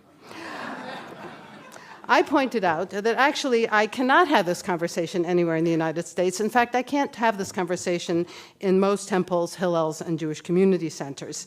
She then pointed out that the poster for my talk was very offensive because it had the word conflict in it and a picture of the separation wall. So she said, it says what side you're on. The most disturbing point in this very interesting public library came at the end when a little old lady comes up to the poor woman who's selling my books and announced in a very loud voice that my book should be burned, at which point a gentleman standing behind her said, that's what they did in Nazi Germany. If we look at the issue of framing and language, the framing is the Jews are good, the Arabs are bad. And you think about the visuals. In our newspapers, there's a tendency towards the sympathetic Jewish settler mother crying over her injured child and the young man wrapped in a keffiyeh throwing a rock. That's the two visuals you see. And so there's an emotional message in our media that rarely portrays Palestinians as fellow human beings who may actually have some incredibly legitimate grievances and who actually are rarely violent. So Palestinians are never seen as the most educated group in the Arab world, they're never seen as the people with a long tradition of nonviolent resistance. You just don't see that. And so the question is, why is history that? Because history in our world is really a creation of groupthink. And if you go back in history, for decades, Palestinian history, trauma, aspirations, rights have been really invisible in Western discourse. And in 1974, the Anti-Defamation League officially defined what they called the new anti-Semitism as criticism of Israel. And 10 years later, AIPAC issued this college guide exposing the, quote, anti-Israel campaign on campus, which they still think is going on, and basically was trying to tell students why they shouldn't listen to people who are critical of Israel because they're all obviously foreign terrorists and anti-Semitic. And you may not know that the New York City Police Department now has a branch in Tel Aviv. So we now have our police emulating the Israeli Defense Forces. We have academics being monitored and attacked. We have university donors pressuring administrators. We have groups sympathetic to Palestinians being confronted with lies. And I suggest you Google Hamas on campus. It's a really interesting YouTube. And then people are emotionally blacklisted and, called anti-Semitic.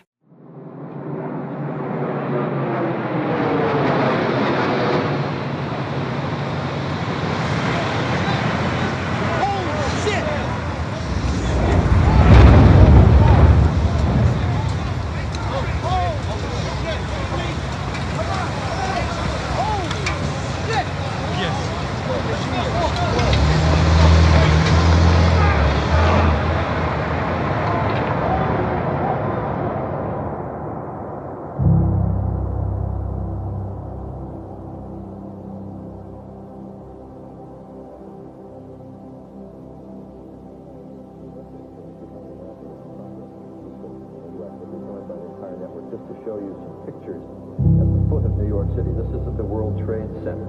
Obviously a major fire there, and there has been some sort of explosion. We don't fully know the details. There is one report, as of yet unconfirmed, that a plane has hit of the World Trade Center, and you can see that there is smoke there coming out of at least two sides of the building.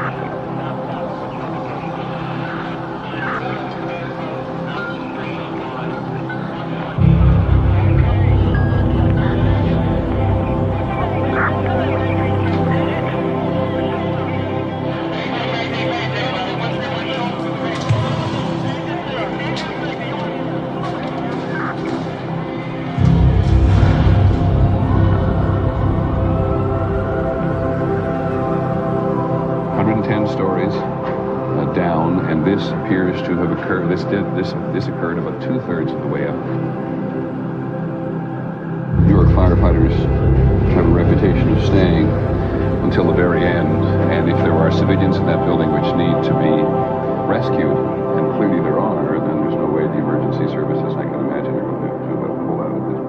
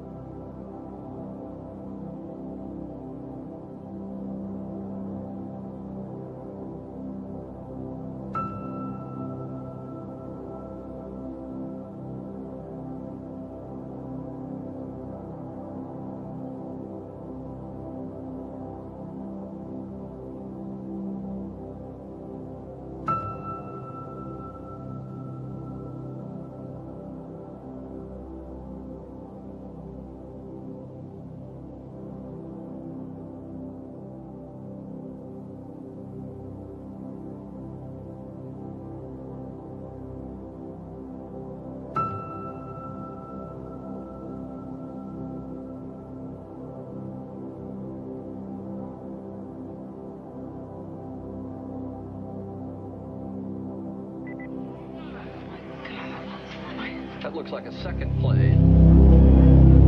Has just hit. Plane go in.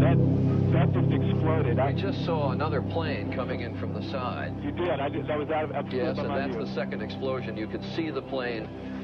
So this looks like it is some sort of a concerted effort to attack the World Trade Center that is underway in downtown New York.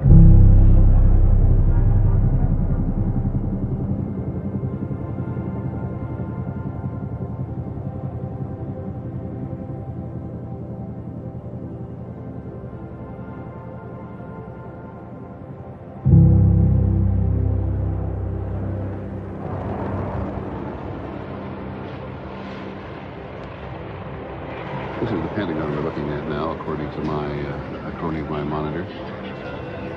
Again, it is hard to grasp what part of the building. We do not know if they're in the courtyard or outside, but you can see that a fairly considerable amount of damage has been done. We do not know whether these are offices or storage areas. The Pentagon is full. United Airlines flight number 93. This was another Boeing 757, left Newark at 8:01 this morning en route to San Francisco. 38 passengers, 2 pilots, 5 flight attendants. It went down in Shanksville, Pennsylvania, which is near Johnstown, which is just southeast of Pittsburgh, Pennsylvania. I believe we have some video of that crash site right there, and that's where this flight went down. We are waiting for a press conference from the airline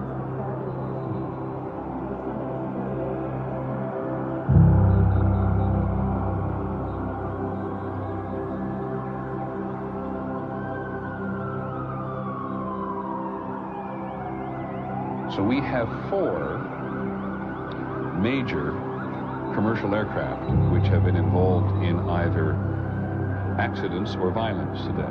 We have the 2 at the trade towers in New York City. We're not certain, but we believe both those are somehow connected to American Airlines. We're not sure of that, absolutely sure, and that news conference in Dallas isn't really sure.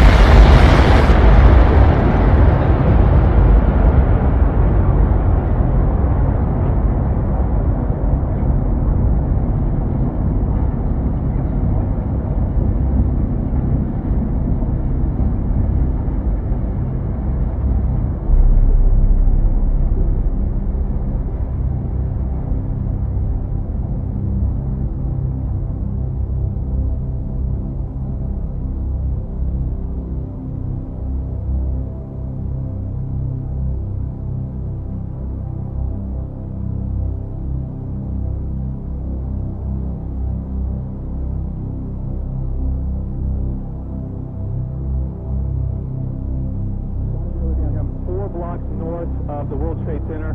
The second building that was hit by the plane has just completely collapsed.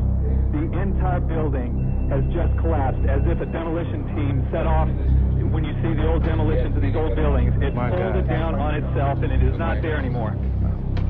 The whole side has collapsed? The whole building has collapsed. The whole building has collapsed? The building has collapsed. That's the southern tower you're talking about. Exactly. The second building that we witnessed the airplane enter had been, the top half had been fully involved in flame. It just collapsed. There is panic on the streets. Thousands of people running up Church Street, which is what I'm looking out on, trying to get away.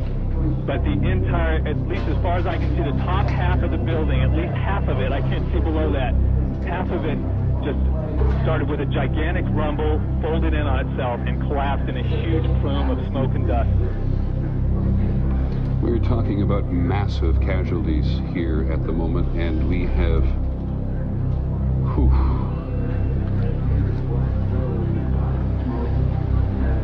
that is extraordinary. There is panic on the streets. There are people screaming and running from the site. The gigantic plume of smoke has reached me, and I'm probably a quarter of a mile north of there. Peter. My God. The southern tower. This is a place where thousands of people work. We have no idea what caused this.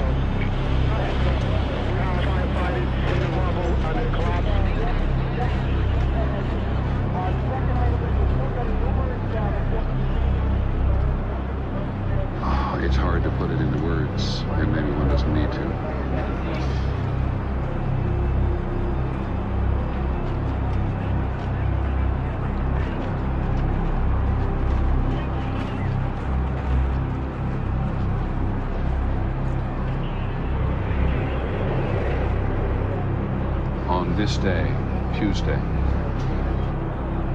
both trade towers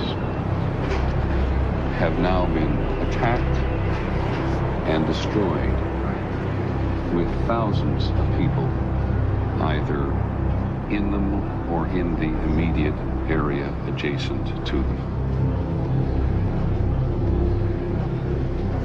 There is simply no way to accurately describe the emotion this evokes.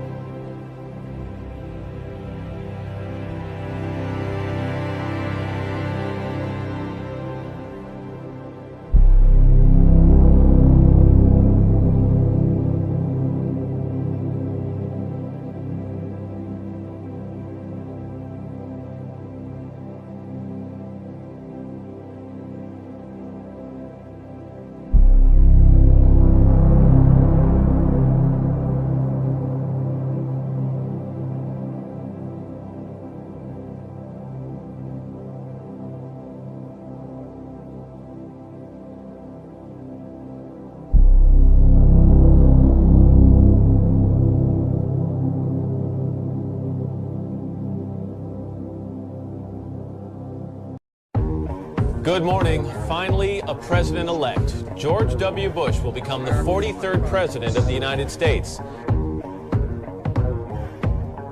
Apparently, a plane has just crashed into the World Trade Center. We're going to take a look at videotape just moments ago of the second plane hitting the World Trade Center. There has been another major explosion, this one in the nation's capital. There is smoke in the air over the Pentagon. We are getting information now that one of the other buildings, Building 7 in the World Trade Center complex, is on fire and has either collapsed or is collapsing. Building 7, I often hear about. No plane hit Building 7. Why did Building 7 come down? What do you tell people? What is Building 7? Or what, it was it Building 5 or the building that wasn't hit by the plane? Building 7. I have no idea. I've never heard that.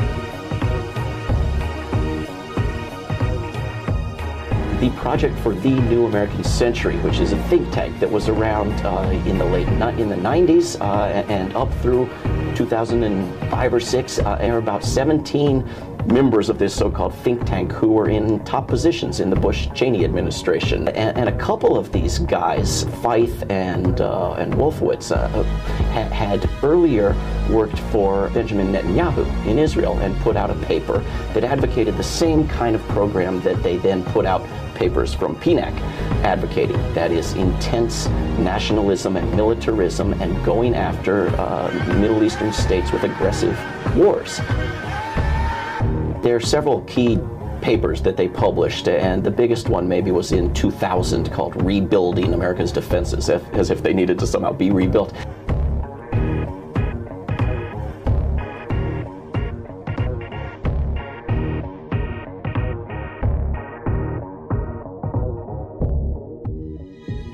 This is being seen on Capitol Hill as another Pearl Harbor. Israel's former Prime Minister Benjamin Netanyahu has publicly said the September 11th attacks have been good for Israel.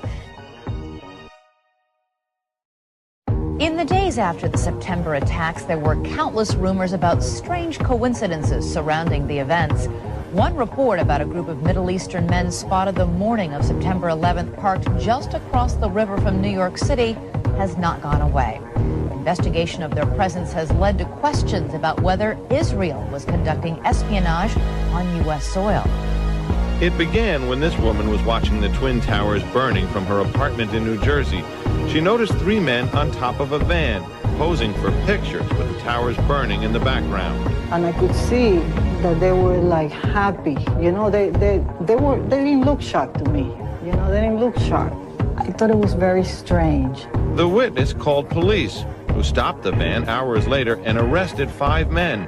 All 5, it turns out, were Israeli. They were turned over to the FBI. Sources tell ABC News during a check of national security databases, some of the men were listed as having had connections with Israeli intelligence. At the FBI, that set off alarm bells. The FBI needed the answers to 3 important questions. Who were these men? What brought them to that parking lot on the morning of September 11th? And did they have any advance knowledge of what was going to happen that day? After 71 days, the 5 Israelis were deported.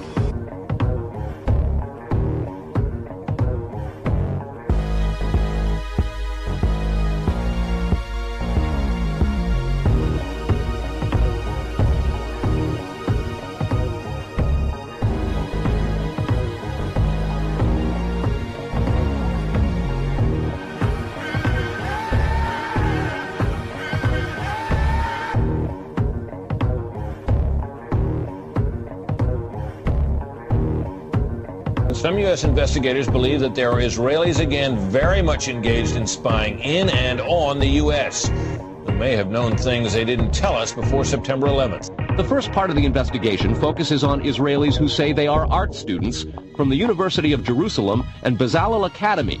They repeatedly made contact with U.S. government personnel, the report says, by saying they wanted to sell cheap art or handiwork. Documents say they, quote, targeted and penetrated military bases, the DEA, FBI, and dozens of other government facilities, and even secret offices and unlisted private homes of law enforcement and intelligence personnel. The majority of those questioned, quote, stated they served in military intelligence, electronic surveillance intercept, and/or explosive ordnance units. Lobby, there was no lobby. So I believe the bomb hit the lobby first, and a couple of seconds in the first plane hit. It just went boom, it was like a bomb went off, and another explosion came right from it, just everyone flying. There were numerous secondary explosions taking place in that building. There were continuous explosions. No, the first explosion, and there was a second explosion in the same building. There were two explosions. Okay. There was another explosion that took place in one of the towers here. So obviously, according to his theory, he thinks that there were actually devices that were planted in the building. And you heard the boom, boom, boom, boom, boom, boom. Floor by floor, it started popping out. It was like, it was if they had detonated. If they were planned to take down a building. Boom, boom, boom, boom, boom, boom, boom. From the corner, boom, boom, boom, boom, boom, boom, boom, boom, boom. Just like 20 straight hits. And as the bombs were going, people just started running. And I sat there and watched a few of them explode.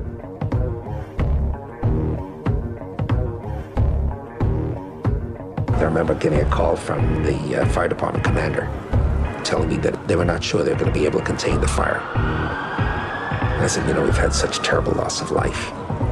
Maybe the smartest thing to do is pull it. And they made that decision to pull, and then we watched the building collapse.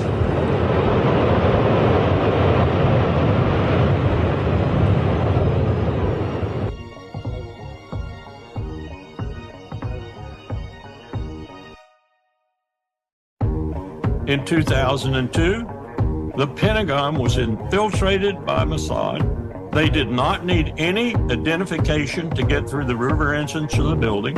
They went upstairs to Douglas Feith. Occasionally, they went to the second most powerful man, Paul Wolfowitz, the Deputy Secretary of Defense, and they had run of the Pentagon. Donald Rumsfeld, the Secretary of Defense, said to my boss one time, "Hell, I don't run my building. Mossad does." About 10 days after 9/11, I went through the Pentagon and I saw Secretary Rumsfeld and Deputy Secretary Wolfowitz. I went downstairs just to say hello to some of the people on the joint staff who had used to work for me. And one of the generals called me in. He said, "Sir, you got to come in. You got to come in and talk to me a second." He says, "We've made the decision. We're going to war with Iraq." This was on or about the 20th of September. So I came back to see him a few weeks later. And by that time, we were bombing in Afghanistan. I said, "Are we still going to war with Iraq?" And he said, "Oh, it's worse than that." He said, he reached over on his desk, he picked up a piece of paper, and he said, I just got this down from upstairs, meaning the Secretary of Defense's office today, and he said, "This is a memo that describes how we're going to take out 7 countries in 5 years, starting with Iraq, and then Syria, Lebanon, Libya, Somalia, Sudan, and finishing off Iran."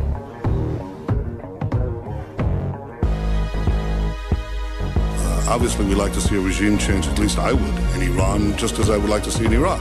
The question now is a practical question. What is the best place to proceed? It's not a question of whether Iraq's regime should be taken out, but when should it be taken out?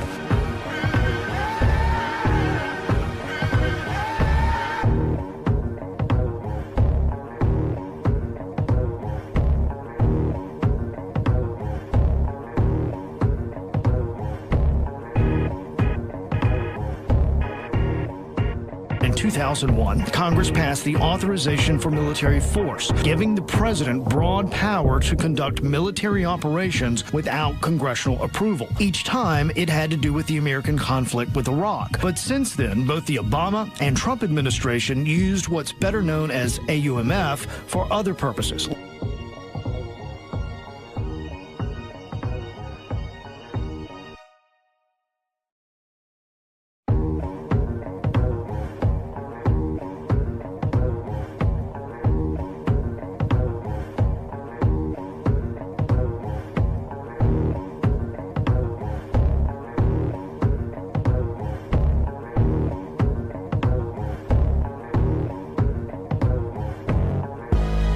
Iran cannot have a nuclear weapon. They can't have a nuclear weapon.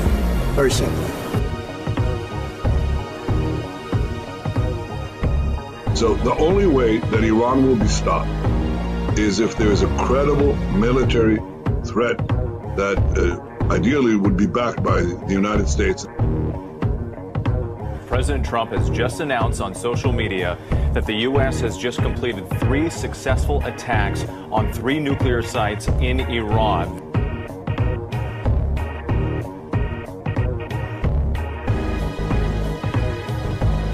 If you look back to 1996, there was a study done for a fellow who was about to become prime minister for the first time.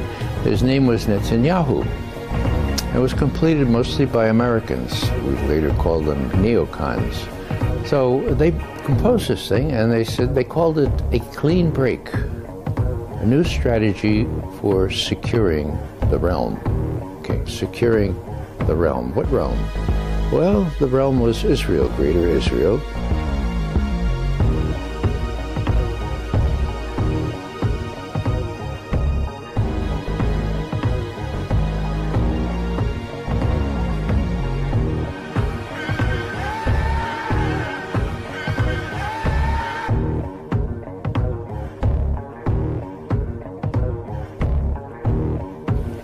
מה זה? זה הוויז'ן שלי, זה אחד הדברים שחלמתי עליהם, מפת הארץ המובטחת.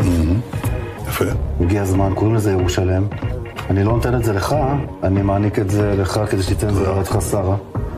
תודה רבה. אתה מתחבר לחזון? מאוד. באמת? מאוד. לישראל השלמה.